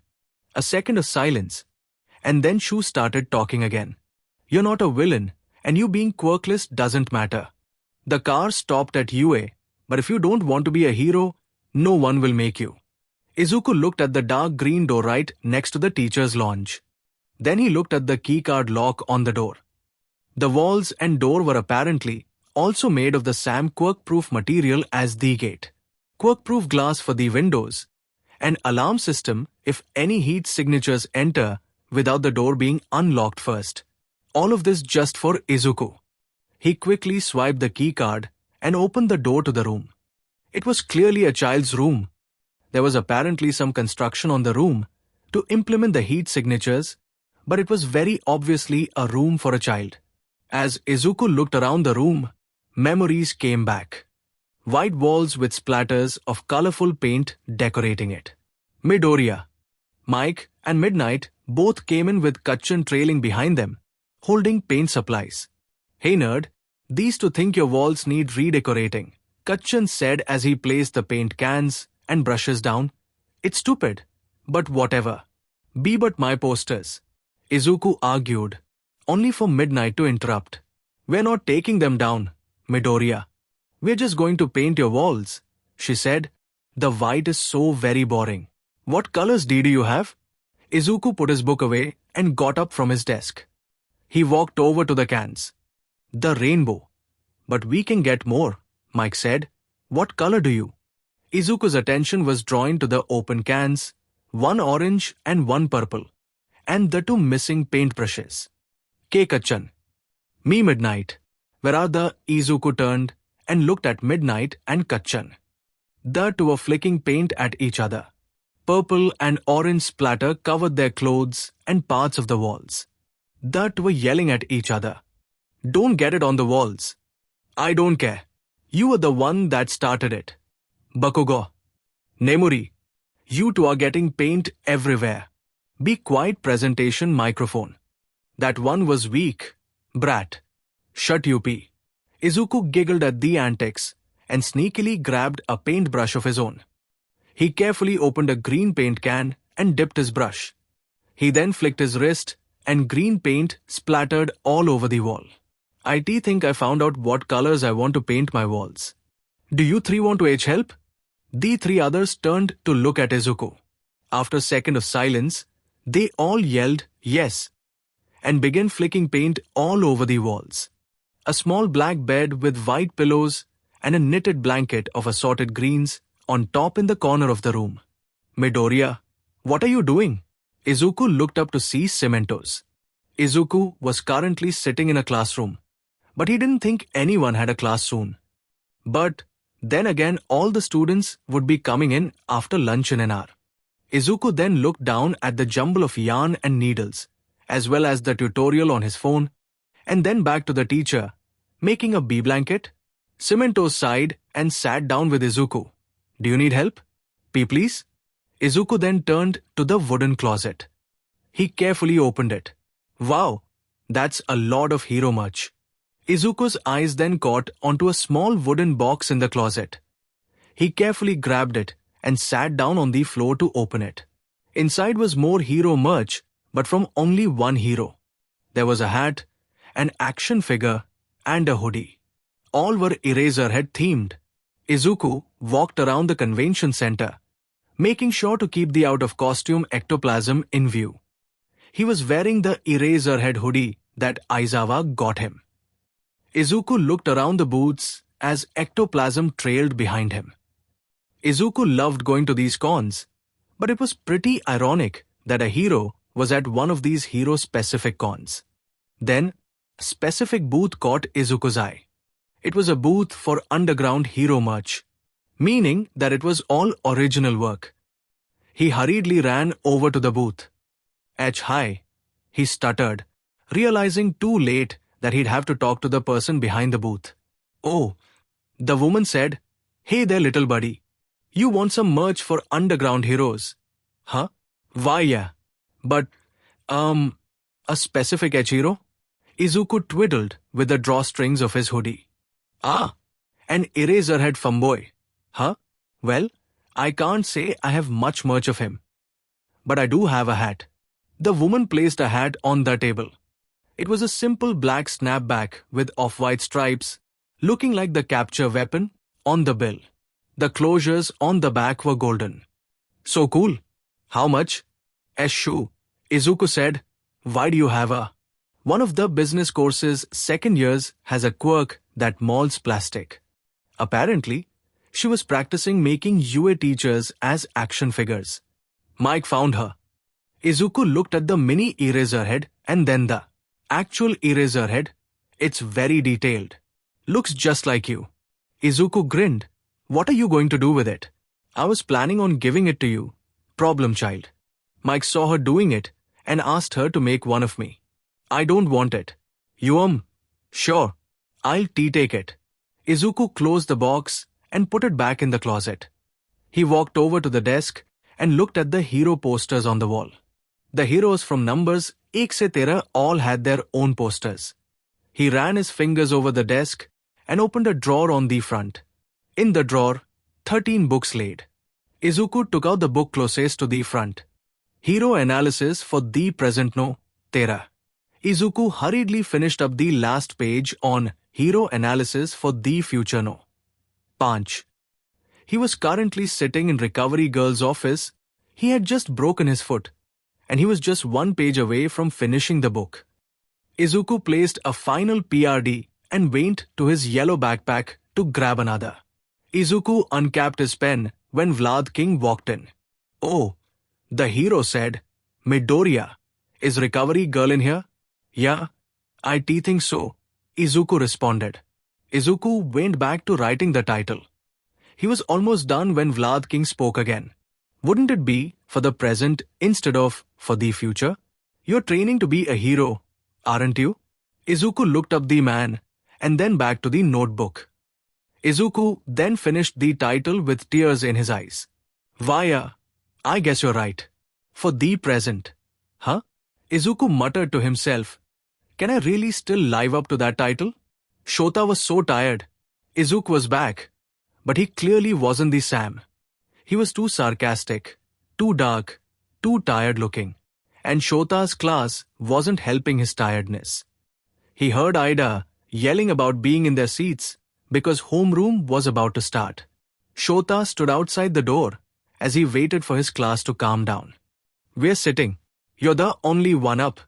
Shota heard shuffling as Ida must have been getting in his seat. "I wonder who our sub is going to be." There's no way Senzi could come back to class so soon. "Hey, did anyone see that green-haired kid that was being loaded into the ambulance with Senzi?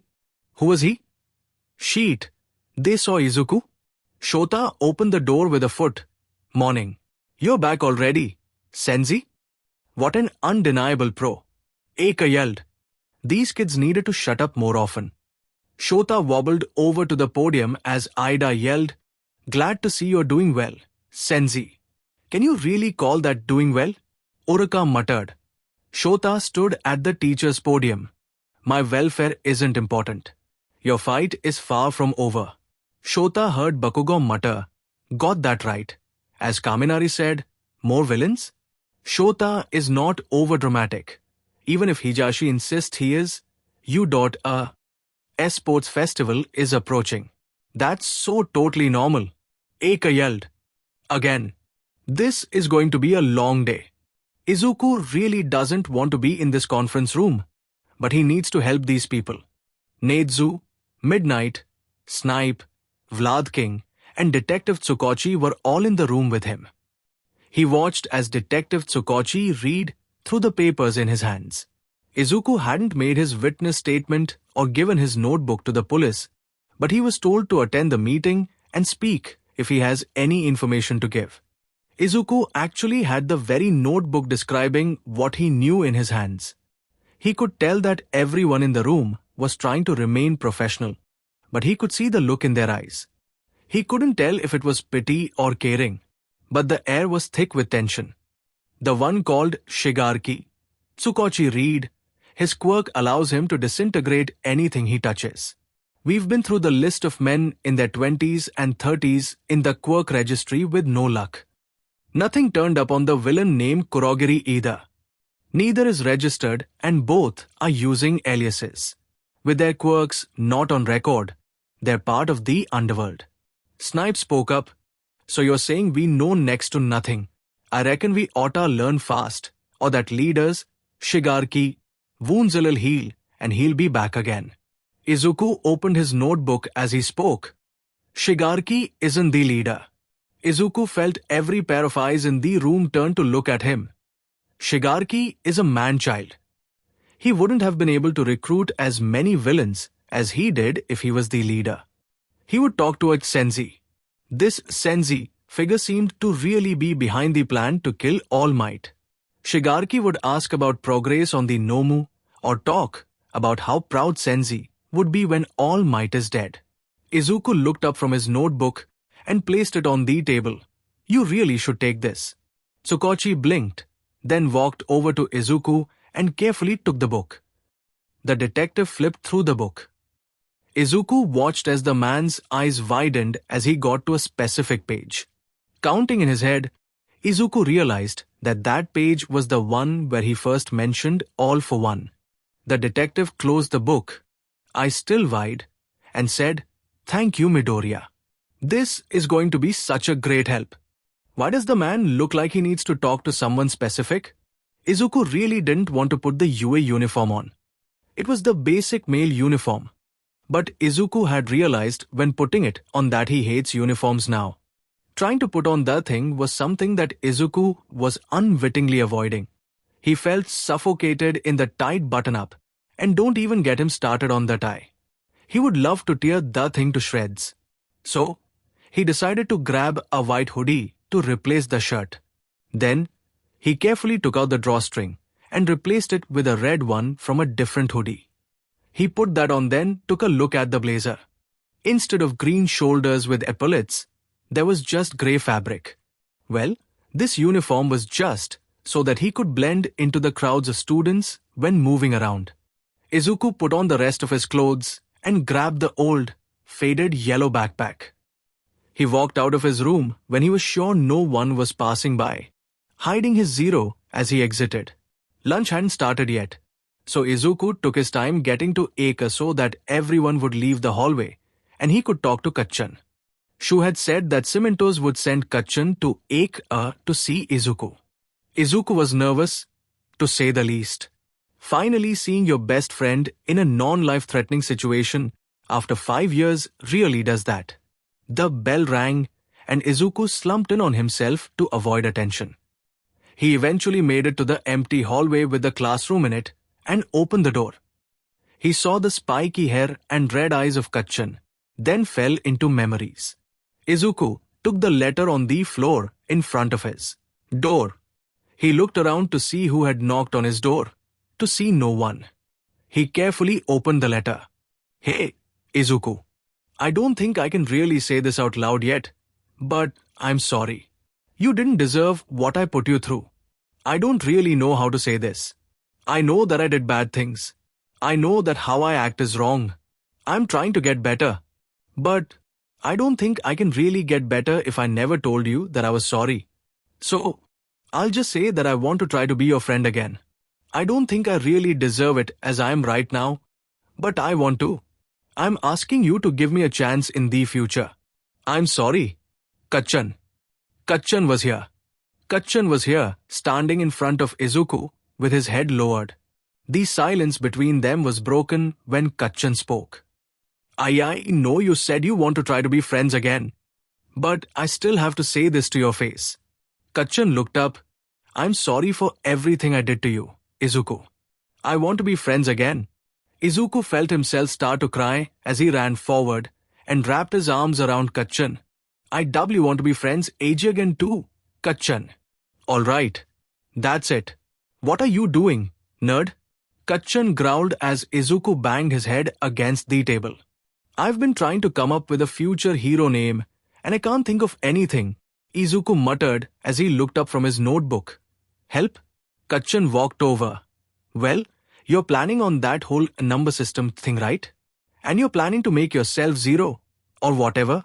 Yeah? Are you saying my name S should relate to zero? But WV already decided that you'd be ground zero. I think zeros are going to be your thing for now on, Izuku. Happy birthday. Nerd, Kachan said as he passed Izuku a bag gift. Izuku took out the tissue paper and looked inside. It was a bright yellow backpack. Izuku carefully took out the backpack and looked it over. It was pretty heavy. Was something inside? He opened the backpack and looked inside. Books on analysis, support gear, and heroes filled the bag. Look at the zippers, Kachan said. Izuku did as Kachan said and looked. He grinned when he saw them. It was a subtle detail, but the pull tabs were black zeros. Thank you, Kachan. Izuku was crying into his best friend's arms at 1 in the morning. He just wanted to visit his mom's grave with Shu and Kachan. But then villains spotted him. And Shu got hurt. This is all my fault. This is all my fault. This is all my fault. This is all my fault. SHH. Kachan ran his hand through Izuku's hair. It's going to be okay, Izuku. None of this is your fault. What do you mean that you have to go to sleep? It's not that late, Izuku. Kachan yelled through the phone. Izuku liked Kachan, but the explosive boy could be such a brat. I'm going to sleep, Kachan, Izuku answered. Shu told me to go to sleep like an hour ago. Stay UPPP. Gaze. Begging? What happened to your pride, Kachan? I hear that you. Izuku hung up on his best friend. Cursing his mumbling habit, he looked at the clock. It was 11 p.m. Izuku curled into his blanket. He was really excited for tomorrow. Tears fell from Izuku's face as he ran to Kachan and hugged him as hard as he could, sobbing onto the blonde's shoulder. I missed you too, Izuku, Kachan whispered, his voice quivering. Please don't ever leave again. Izuku let out a watery laugh. I don't plan on it, Kachan. For a second, the two stood there clutching onto each other. Then, Izuku wiped his eyes and let go. Kachan also was wiping his eyes. The hobo teacher said that you've only been back for a day. How you allowed outside of the teacher's watch? Well, Izuku said, noticing that Shu wasn't in the room with Kachan. I think I'm not exactly out of their constant watch yet. I think they just want me to try to get more comfortable here. I haven't even properly talked to the police yet. I still barely remember this place. Kachan was silent for a second before talking quietly. Amnesia. Huh. What? What do you remember about me? Do you remember that we're FR? I remember that we're friends. Kachan. I know that you've improved and that you helped me decide on a... Izuku paused. If Kachan helped him decide on a hero name. Kachan believed he could be a hero. That you thought I could be a hero. Izuku gulped and looked at Kachan, an unsaid question in the air. Do you still think that? What's with the past tense? Nerd, you can still be a hero. Kachan would never say that if he didn't mean it. Izuku rushed out of Aka as the bell rang. He just had to stay and talk with Kachan for that long. Huh? Couldn't just leave so that he wouldn't be spotted. He then noticed a break room and slipped in to try to wait out the moving of the students. He slowed down his breathing as a voice spoke up. What are you doing here, young Midoriya? Izuku spun around to see a tall man with a cloth at his mouth. Was that blood on it? The man must be some sort of staff if he knew who Izuku was. But why did he seem so familiar? Izuku was also sure that he hadn't done an analysis on this man before. Have to wait out the students passing. Who are you? Izuku kept his hand on the door as he watched the man. Oh, Yagi Toshinori. That name. DMN. Why was that name so familiar? Wait, number 170? Izuku took a closer look at the man and noticed some key features. The abnormally tall stature the pale blonde hair, the shadows under blue eyes. This was All Might. Izuku steeled himself and let go of the door handle. I know that you're All Might, so you don't have to lie about that. Do you have a time limit or something? There's no way you can hold your other form for that long if you look like this out of it. The man seemed to untense and continued wiping his mouth. Yes, I have a time limit. It's barely an hour right now. Izuku spotted a coffee maker and got out the collapsible cup from his backpack. What are you going to do when it runs out? Izuku started making a cup of coffee. Guess this is the best time to test out some theories. Tell the press you're retiring before that happens, then go into hiding just as a teacher? Show your true form? Line up a successor? Izuku heard coughing at that one. Ah, so a successor it was then. Guess it was time to say the obvious. Izuku took a sip from his cup and looked back to the man. So how exactly are you planning on getting someone to become the next symbol of peace? Pretty big title to live up to, don't you think? Can't just be anyone. Especially not someone already a hero. Is that why you're here at UA?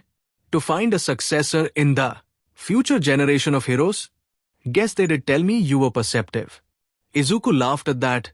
I'm analytical and insightful, not perceptive. I can't tell all of this immediately. I've been thinking about this for a while now. But it does help that you're pretty easy to read. Has Tsukochi talked to you yet? You were the only important teacher for the first-year hero course that wasn't present in the meeting. And he looked like he needed to speak to someone. Someone not in that room. Listening to hear if the bustle outside was gone. It was. Izuku finished his cup. He wiped the inside with a napkin, collapsed the cup, and threw away the napkin on his way out. It's pretty important that you call your friend All Might. Especially about this. Izuku then made his way through the empty hallways to his room. Izuku forcefully shut the door to his room and slumped onto the floor, the need to hide his zero falling with him. The familiar warmth spread through his body, helping his poor mood. Why the hell did he feel so drained from just talking to a few people? He took a deep breath and walked to his desk. He put his backpack on the desk and took out the laptop the staff gave him. Time to start his search about who the F All for One is. He scrolled through website after website talking about the urban legend. He decided to just click on the most information-packed one. The legend of All for One.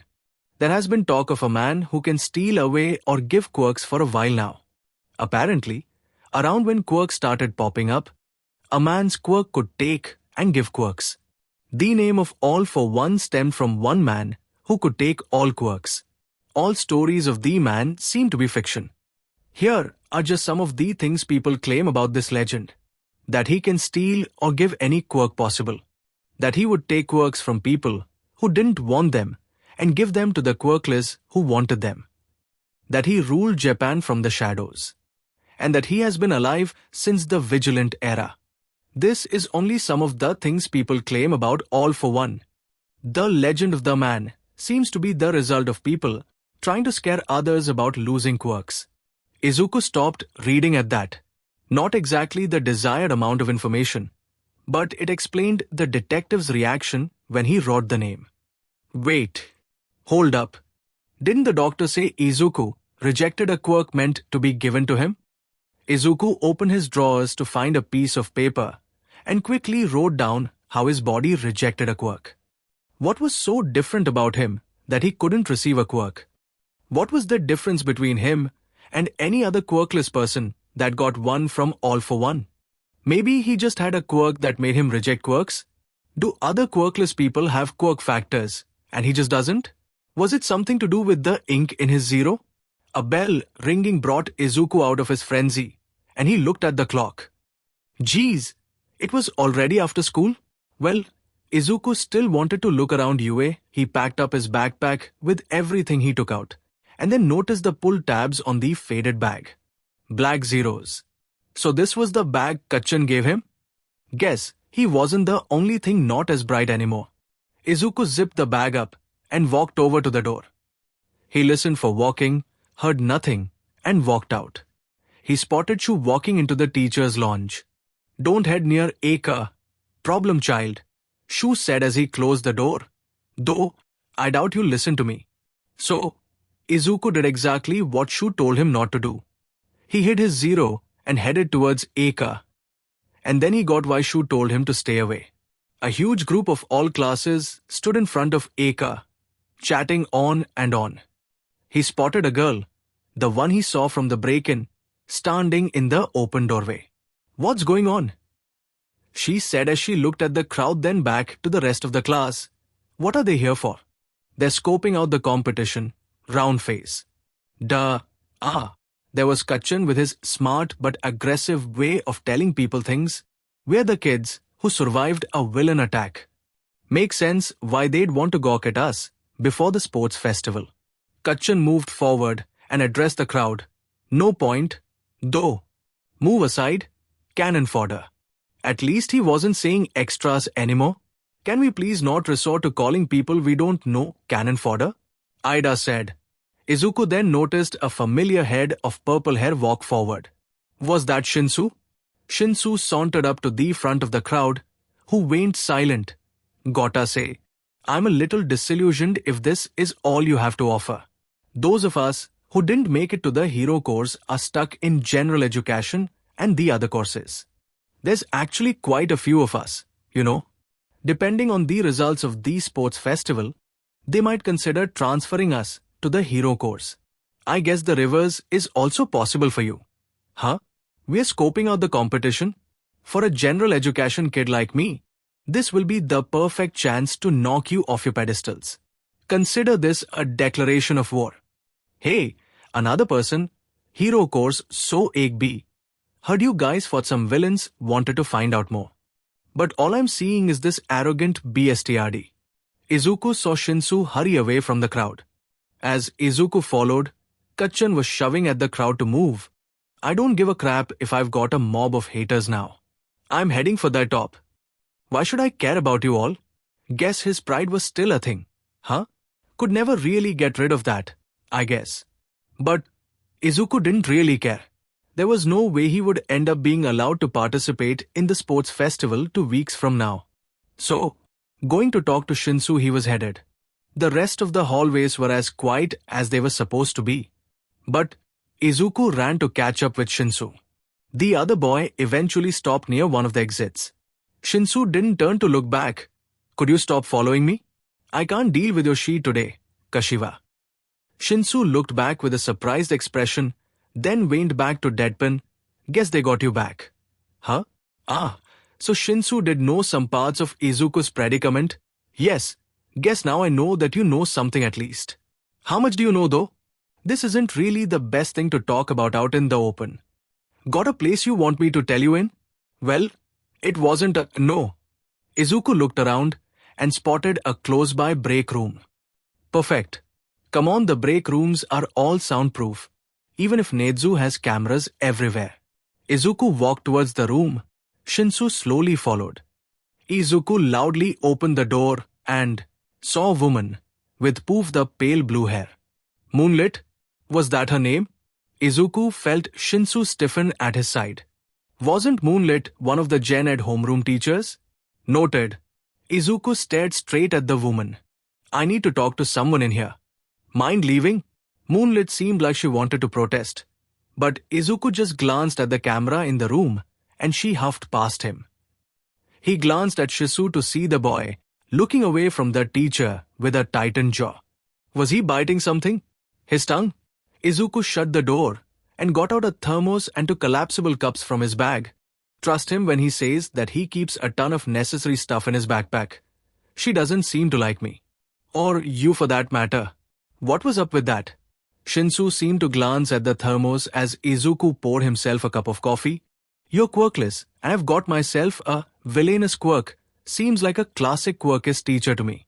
Izuku stopped pouring himself coffee, downed his cup, then poured one for both him and Shinsu. What a beach. Shinsu stifled a laugh, then continued talking as he grabbed a cup. You wanted to know what I know about you? Please tell me. I'm guessing Shu told you quite a lot if you were able to know that me being here was a big deal. Shinsu sipped his coffee, then spoke. Eraserhead said that you became a ward after a villain attack by dragon. That you met Nezu and he decided to make you a ward. He told me about how you were at risk of getting kidnapped and why you were at risk. That you decided to make a system to number every member of the UA staff so that they could keep track of you. Izuku felt himself relax and show his zero. He said that the staff all have numbers somewhere on their bodies. That they don't know what's in the ink you made or how exactly it works. That you can pinch your zero to tell the numbers a message determined by the staff beforehand. How whenever you and a number make eye contact, the numbers burn. And that was about it. Izuku sipped his own cup as he leaned back, thinking. He then decided to speak again. I feel like I owe you a thank you. Shinsu blinked, confused apparently. Huh? Izuku set down his cup. You helped me get home. I don't think things would have gone as smoothly as they did if you didn't help me.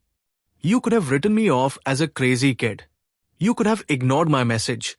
But you didn't, and I'm here to tell you this. Thank you. So much. I don't get why people would call you a villain because of your quirk. You're a hero, Shinsu. And I'm going to help you become one.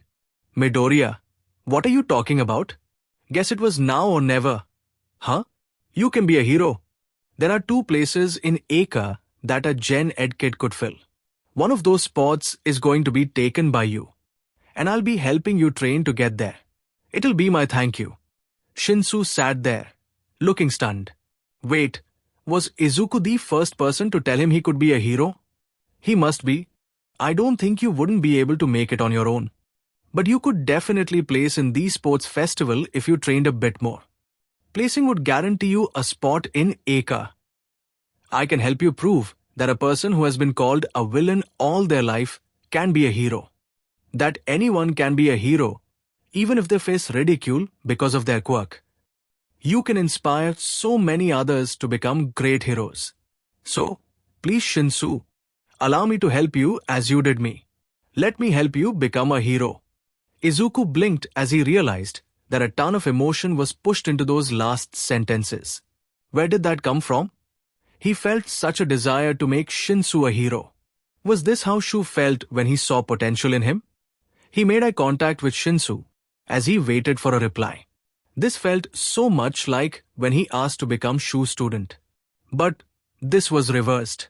Shinsu breathed deeply as he stared back at him.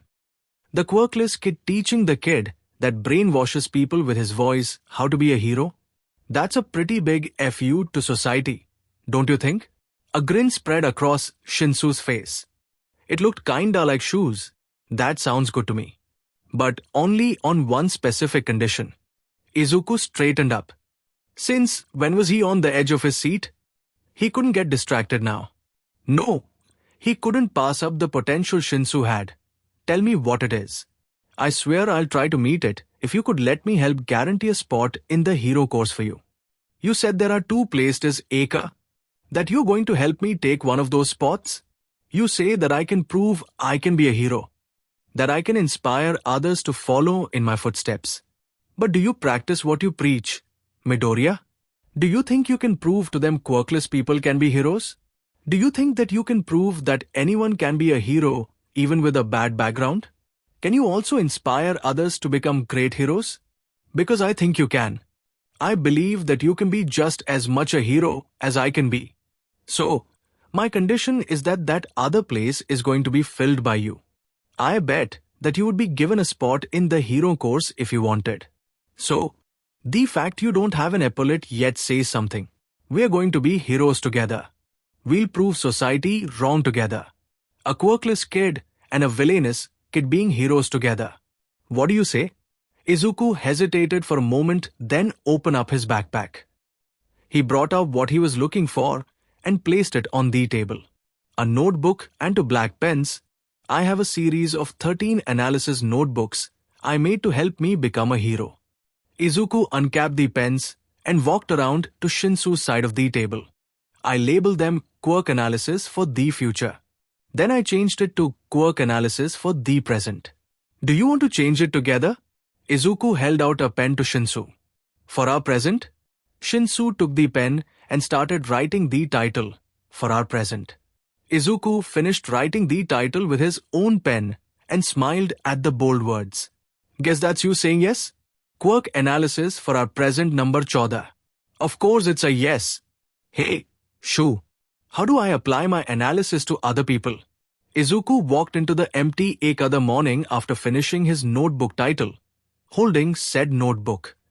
Shu took one look at the notebook in Izuku's arms and sighed. Which kid did you band together with to help make a hero? Shinsu Hitoshi. I know you know him. Help? Shu groaned as he took out a pen. Give me your notebook. Kid, I'll help you out. Being called to the principal's office when he lives at school was an interesting experience. Of course, he was in his room and so only he could hear the announcement. Oh, and the teachers in the teacher's lounge. Them too. Izuku, what's happening that Nezu is calling you? Mike asked as Izuku made his way out of his room. I have no clue. Izuku responded, then it dawned on him.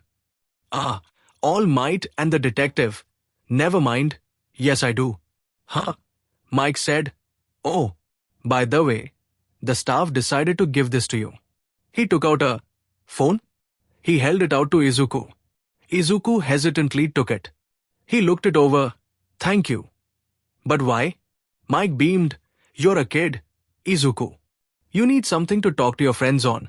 Maybe you can get Bakugo and Shinsu's number tomorrow. Izuku chuckled and put the phone in a small pocket of his backpack. Shu doesn't seem that good at keeping things to himself. Mike ruffled Izuku's hair as he walked past. Only about you, little listener. Huh. Izuku took out the building plan he was given and looked it over. Geez, why was the route to the principal's office so complicated? He slowly made his way to the office. How were students meant to make it to the office when the school was so confusing? He looked around at the empty hallways of UA. It must be the later times of teen RDPRD. Meaning passing time between Chareth would happen soon. Izuku refused to get caught up in passing time again. So, he sped up his pace to the office until he made it to the door. He knocked. The door opened, revealing a grinning Nezu. Ah, Izuku, can I call you Izuku? Izuku nodded as he walked in, and Nezu continued speaking. I hope the walk here wasn't confusing for you. Not at all. Izuku noticed that Detective Tsukochi and a deflated All Might were in their office. I'm guessing that this is about the notebook I gave the detective yesterday? Yes, Tsukochi said, but we also would need you to fill in any blanks with an interview. If you are comfortable with it, that is. Izuku took a seat in one of the chairs in front of Nezu's desk. I think I can make it through.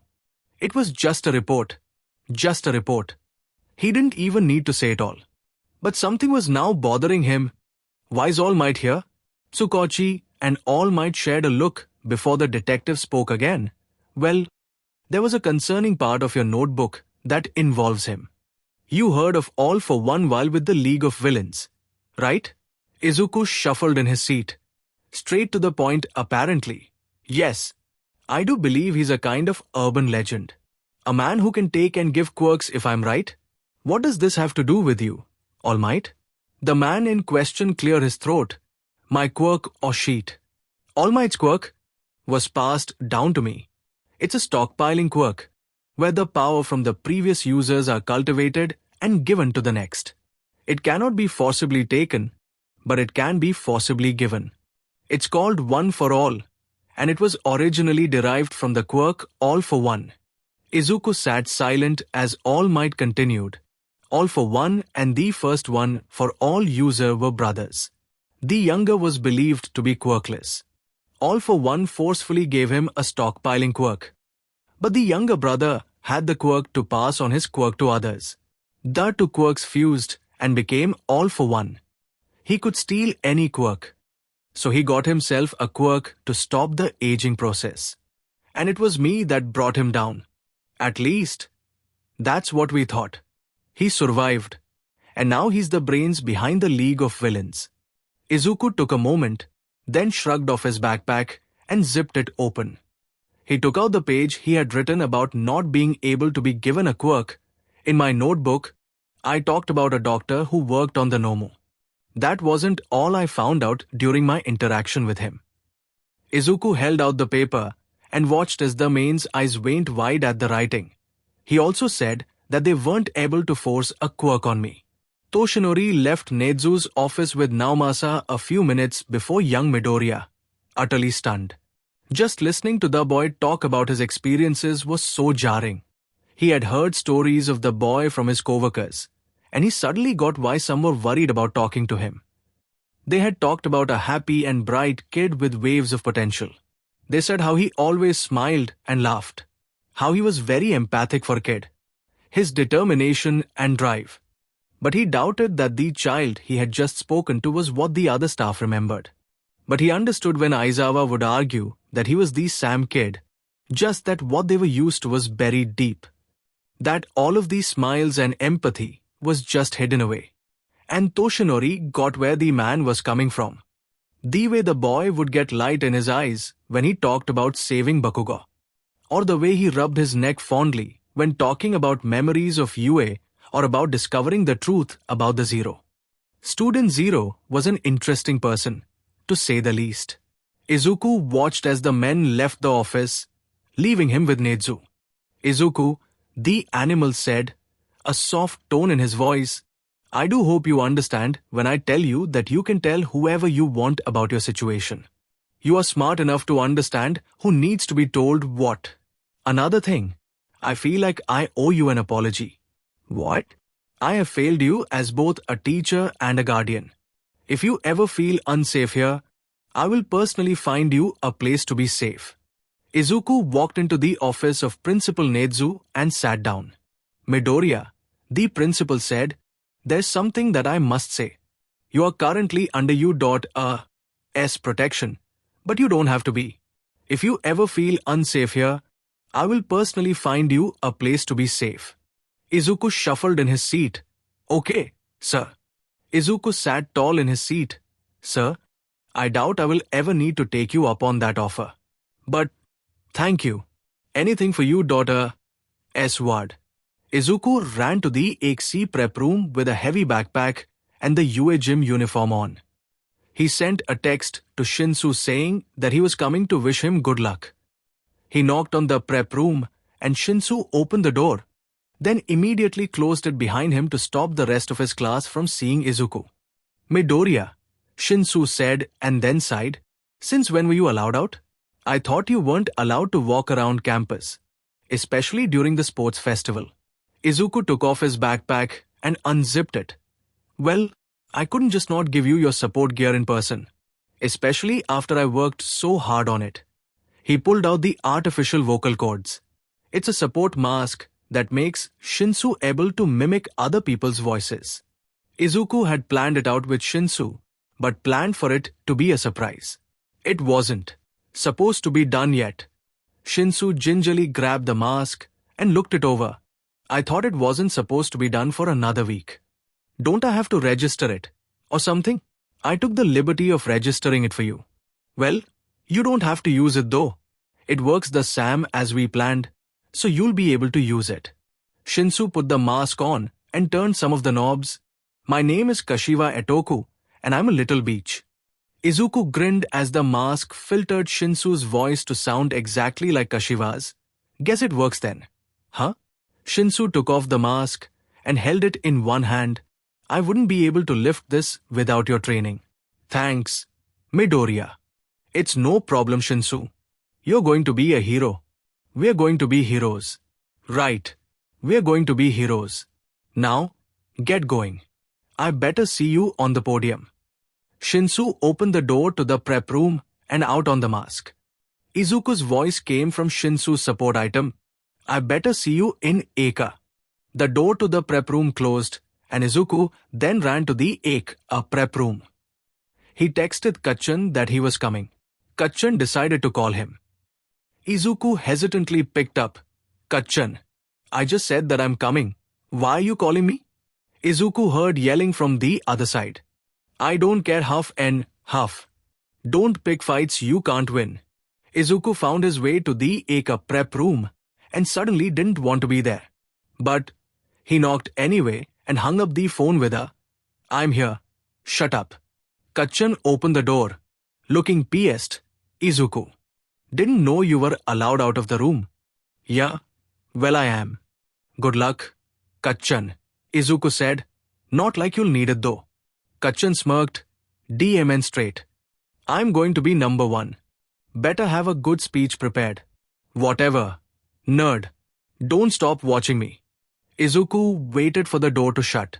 As he left, he heard the people inside going apeshit about Kachan being nice.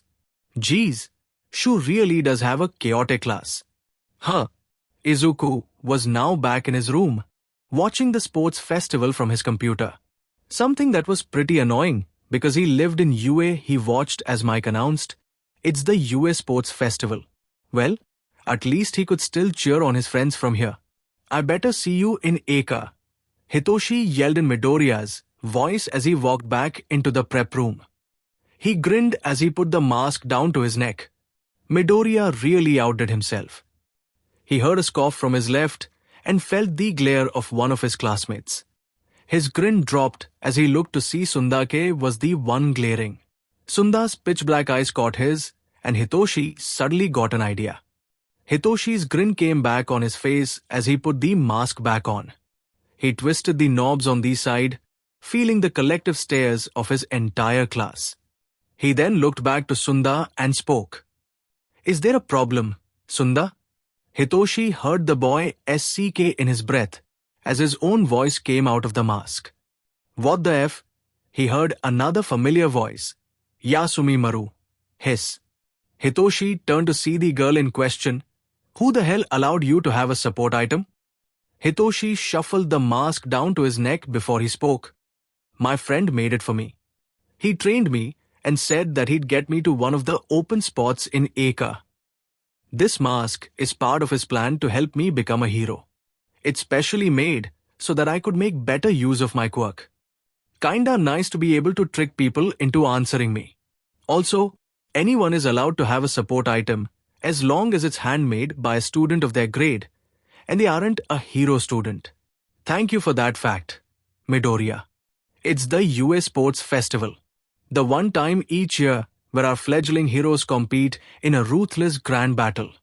Hitoshi was slightly aware of present Mike announcing the entrance of Eka. He heard Hiro's Ina, a girl with silver hair that could spit acid, muttering, attention hogs. Hitoshi grimaced at that. He declared war on Eka, but he could tell that the attention wouldn't be something to be proud of. They were attacked by villains, heroes. It's not like they purposefully got the attention. Not that Hitoshi was complaining that much. If they weren't attacked, then he wouldn't have a friend. He then heard Urta Iona and Nadachi Kiro speaking. We're just here to make the others look good, Nadachi said as he glared at Eka. Yeah, it's kinda hard to get motivated, Urta responded as she did the same. Hitoshi could get behind that statement. He looked back up to see Midnight flick her whip. Should she really be a high school teacher? And reffing first years? And now for the athlete's oath. She said, your student representative is Bakugo Katsuki from class Eka. Mutters of disbelief spread across the Eka class as Bakugo walked up to the mic. Hitoshi knew of Bakugo before he met Midoriya. But meeting Midoriya had kinda changed Hitoshi's view of him. The way that Midoriya would talk about the blonde so fondly really brought home the change. He was prideful, but not too arrogant. He was aggressive, but not directly harmful. It was intriguing how an entire person can change by hearing their best friend talk the world about them. Oh, we are so screwed, a Eka student with large elbows said to one with spiked red hair.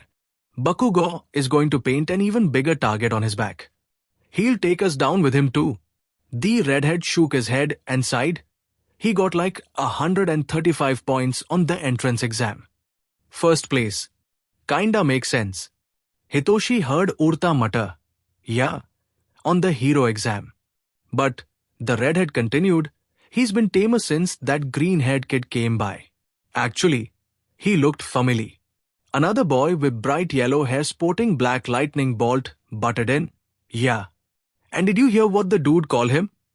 Kachan. Like, who the hell was that? So, Midoriya didn't just wish Hitoshi luck then. He must have stopped by the Eka prep room, and Bakugo must have been less careful. Hitoshi watched as Bakugo spoke. The athlete's oath. The blonde said, "Make no mistake about it when I say that I'm going to take first place." There was great uproar from the crowds. Bakugo started talking again. "I'm not done." The crowds settled down and Bakugo continued. "I'm going to get first because I'll work harder than anyone else here. It doesn't matter what quirks anyone else has, I'm going to work to get ahead of them. And no one here can stop me without working for it." Then he walked off the stage. The crowds of students went into another uproar. But Hitoshi noticed that Ika wasn't yelling. The hero class just stood there in shock. Hitoshi only needs to place to get into the hero course. He doesn't need to get first. Now, Midnight drew the attention back to herself. Without any delay, let's get to the first event. A screen turned on behind the teacher, displaying obstacle course in bold letters. The fateful first event this year is an obstacle course race. Giant doors opened as Midnight explained.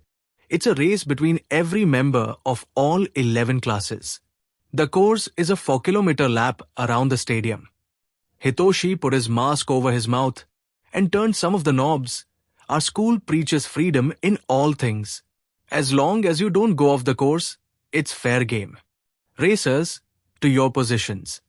Hitoshi grinned under his mask as he took a deep breath. He stared at Midnight to see when she was calling. This is going to be the easiest control of his life. "Start! Start!" Hitoshi mimicked Midnight's voice and heard the cheers from the students. He activated his quirk on anyone he could and watched as a good majority of the crowd seized up, their eyes going blank as he took control. He could feel the headache forming, so he quickly fought his way to the front. He felt some of the controlled being jostled or hit, making him lose control. He ran forward and realized that the gate was too narrow, a filter of sorts. Good thing that only a few people were actually going through, but there was still a significant crowd. He recognized the boy that led the pack, freezing the students behind him as Todoroki. Hitoshi quickly jumped to avoid the ice. "I ain't letting you get ahead that easy." Huff and huff. Hitoshi looked up to see Bakugo, the red Eka student, and to other Eka students jumping above the crowd. His eyes caught onto a girl that had a pole coming out of her hand. He went to grab it, but then a shock of pain spread through his head. He quickly released his control and looked back to see the surge of new participants running to the gate. Hitoshi quickly recovered and pulled on the pole, causing the girl to fall. He winced, but she landed on her feet and kept running. Hitoshi did the same. He then saw a familiar sight. Robots. The robot villains from the entrance exam. Hitoshi heard the voice of Present Mike coming from the speakers. Every obstacle course needs obstacles. The first barrier. Robot Inferno. Hitoshi looked up and stopped running. High above the students were more robots. The zero-pointers. Todoroki laid a hand on the ground and froze the robots, leaving a gap for him to run through. But those robots were unstable. The students tried to run into the gap, but then the robots collapsed. Present Mike's voice came out of these speakers again. "Ek S. Todoroki is busting through and sabotaging the other in one move. That's cold. He's already way ahead of the pack. Almost feels unfair." Hitoshi looked around to try to find way past, but he couldn't. He watched as the redhead kid, Kirishima, and another hero course student called Tetsu busted out of the robot pile. Explosions made Hitoshi look up to see Bakugo and to other Eka kids going over the robots. "The current leaders are overwhelmingly from Eka. Mind telling us why?"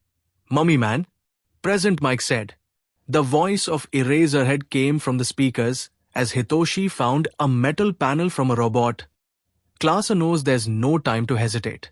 They've felt the fear of a villain attack up close. They've endured it and grown from that experience. They've forgotten how to hesitate. Hitoshi laughed when he heard Eraserhead talk about his class like that. Midoriya would always say that Shu was soft on his class this year. And now Hitoshi knew what he meant by that. Eraserhead must be proud of his class. Hitoshi couldn't wait to be a part of that. He grabbed the metal panel. Why the hell is this so heavy? And noticed that he was being followed by a robot. He jumped and knocked the robot away. Oh, he was going to be thanking Midoriya for ages after this. Hitoshi wouldn't have even been able to lift the panel if it wasn't for the training Midoriya had him do. A cannon shot made Hitoshi see a zero-pointer falling to the ground and clearing a path. He quickly ran through the gap. He kept running until he made his way to an area consisting of a pit, some bits of land, and ropes connecting the land. He groaned as he realized what this was. Present Mike's voice came over the speakers again. So the first barrier was a piece of cake? How about the second? Fall and you're out. Crawl across to make it. It's the fall. Hitoshi walked up to a rope when his eyes caught onto a girl with shoulder-length pink hair and support equipment on her body. She giggled before she spoke. My turn to make a splash. It's time for my support items to get the spotlight. Take a look. All you support companies, at the wire arrow and hover souls. This is the greatest chance to show off to the support industry. The girl grinned manically as a rope deployed and hooked onto one of the islands. So those support companies should check out all my adorable babies.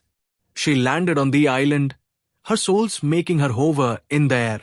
Cool, Hitoshi said as he balanced the panel on a rope. The rope was sloping down, meaning that he could ride it down. He stood on the sides of the panel, crouched down. He pushed off the starting platform and slid down the rope, making sure to keep his balance. Another thing to thank Midoriya for. Hitoshi eventually made it to a spot of land with a sign saying, Danger. Mines. Well, that's a minefield. And Present Mike proceeded to confirm his suspicions. A good deal of the students have reached the final barrier. A minefield.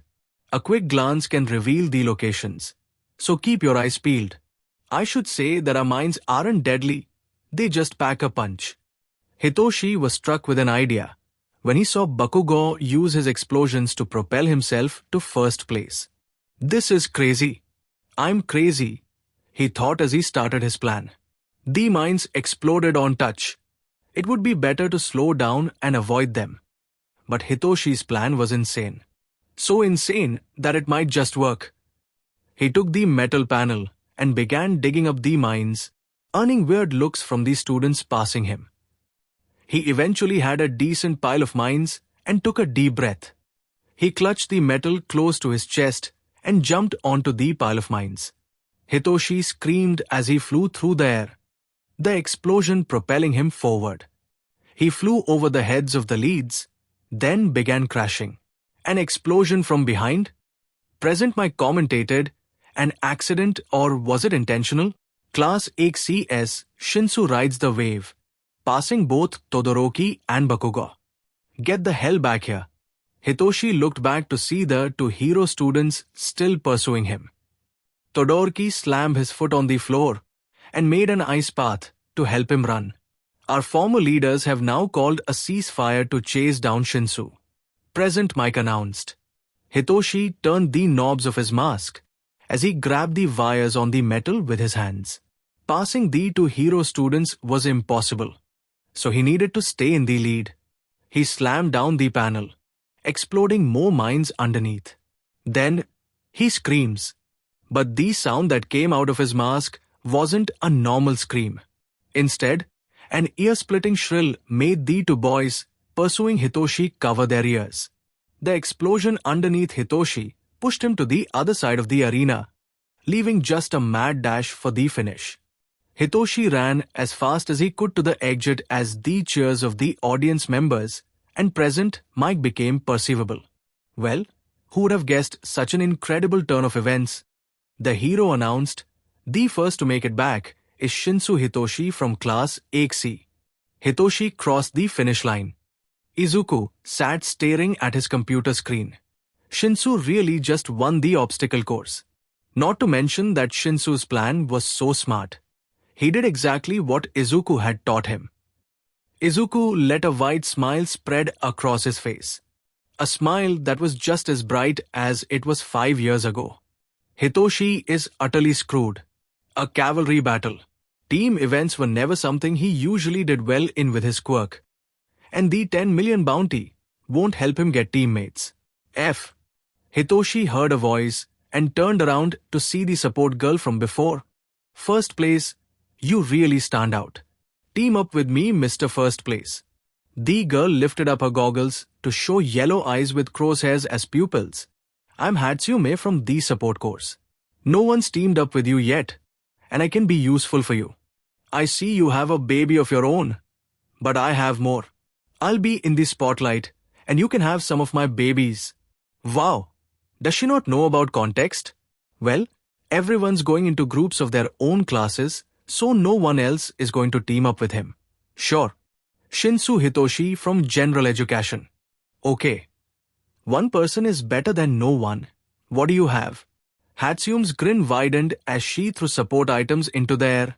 I have so many. We have this one, based off a hero's jetpack with a few additions of my own. Then I have the hover soles that allow me to hover. I also have my wire arrow that works like a grappling hook. And my hydraulic bracers that can push out poles to trip up opponents. That's not all though. My quirk is called Zoom. It lets my vision zoom in. If I really focus, I can see up to 5 kilometers. Hitoshi took the mask off and held it in his hands. Artificial vocal cords. Lets me imitate voices. My quirk, was it really a good idea to tell this girl? Hitoshi would ruin this one chance at getting teammates. Shinsu, you can't just not tell teammates about your quirk. Midoriya said in a flat tone as he wrote in his notebook, you have to win. Teamwork, as much as you hate it, helps people win. Why did Midoriya have to be so right all the time? Hitoshi continued speaking, lets me brainwash people who answer me. Hatsume grabbed at Hitoshi's mask and started looking it over. This is really well made. There's no way you made this yourself, right? You'd be put right into support if you did. Who's your designer? She didn't even hesitate. God, why did Midoriya have to be so right all the time? Hitoshi slowly took back the mask and put it on. My friend is pretty good at making support items. He did make an extremely complicated communication system small enough to fit in ink, after all. I'll find that designer of yours. Hatsume's grin widened even more. Now, who's going to be our other teammates? I don't think we're getting any more teammates. Hatsume put the thus. Shunya shunya shunya. Shunya ek shunya point headband on and Hitoshi held her up. Start. Present Mike's voice rang out of the stadium as the teams rushed to get the headband on Hatsume's head. Running is always the best plan when you're outnumbered. So that's exactly what Hatsume and Hitoshi did. But instead of running, Hatsume just grabbed Hitoshi's uniform collar and used her jetpack to allow them to fly for a couple of seconds. Hatsume, your inventions are amazing, Hitoshi said as they were mid-air, falling. He quickly corrected his footing to make the hover shoes work and they didn't crash. I see you like my babies. They're so cute. Present Mike's voice came over the stadium again. Well, barely 2 minutes have passed, but the battlefield is already chaotic. With everyone scrambling for headbands. It's not just the 10 million out there. Those other high rankers are worth a shot as well. Hitoshi heard a shout of swears and looked up to see Bakugo above them. Well, time to PSS off the strongest person here. Hatsume, give him the headband, Hitoshi said. But give it to him like you don't care about it. Shinsu, are you crazy? Hatsume said, but still taking off the headband. Here you go, Blasty. We'll get it back later. Hatsume put the headband in Bakugo's open hand and the boy was brought back to his team. The pair looked back at the team to see a very pissed off Bakugo. Izuku has now realized he may have made a big oversight when teaching Shinsu. A person's will to live. Izuku may have taught him to find someone's weakness and exploit it. But piercing off someone like Kachan may have been a very bad move. At least Shinsu was going to get Kachan to talk. Izuku watched as Shinsu and the support girl Hatsum ran around the arena, getting some different headwinds as well as losing some. Then the time was almost out. Izuku watched as Shinsu told Hatsum something and then ran close to Kachan. Shinsu said something and Kachan responded, screaming. Then Kachan went still as the countdown started. Shinsu and Hatsum were soon airborne. Hatsum then grabbed one of the headbands around Kachan's neck as the countdown ended. Midnight's voice rang out in Izuku's room, "Time's up. Let's see who the top 4 teams are." In first place, with a final second turnaround, Team Hatsum. Izuku slammed open his door and ran to the teacher's lounge. He needed to congratulate Shinsu. "Yeah, I'm really sorry, but I've kinda left the MHA fandom. I couldn't really get into writing more chapters after I lost interest in the fandom. I'm so sorry.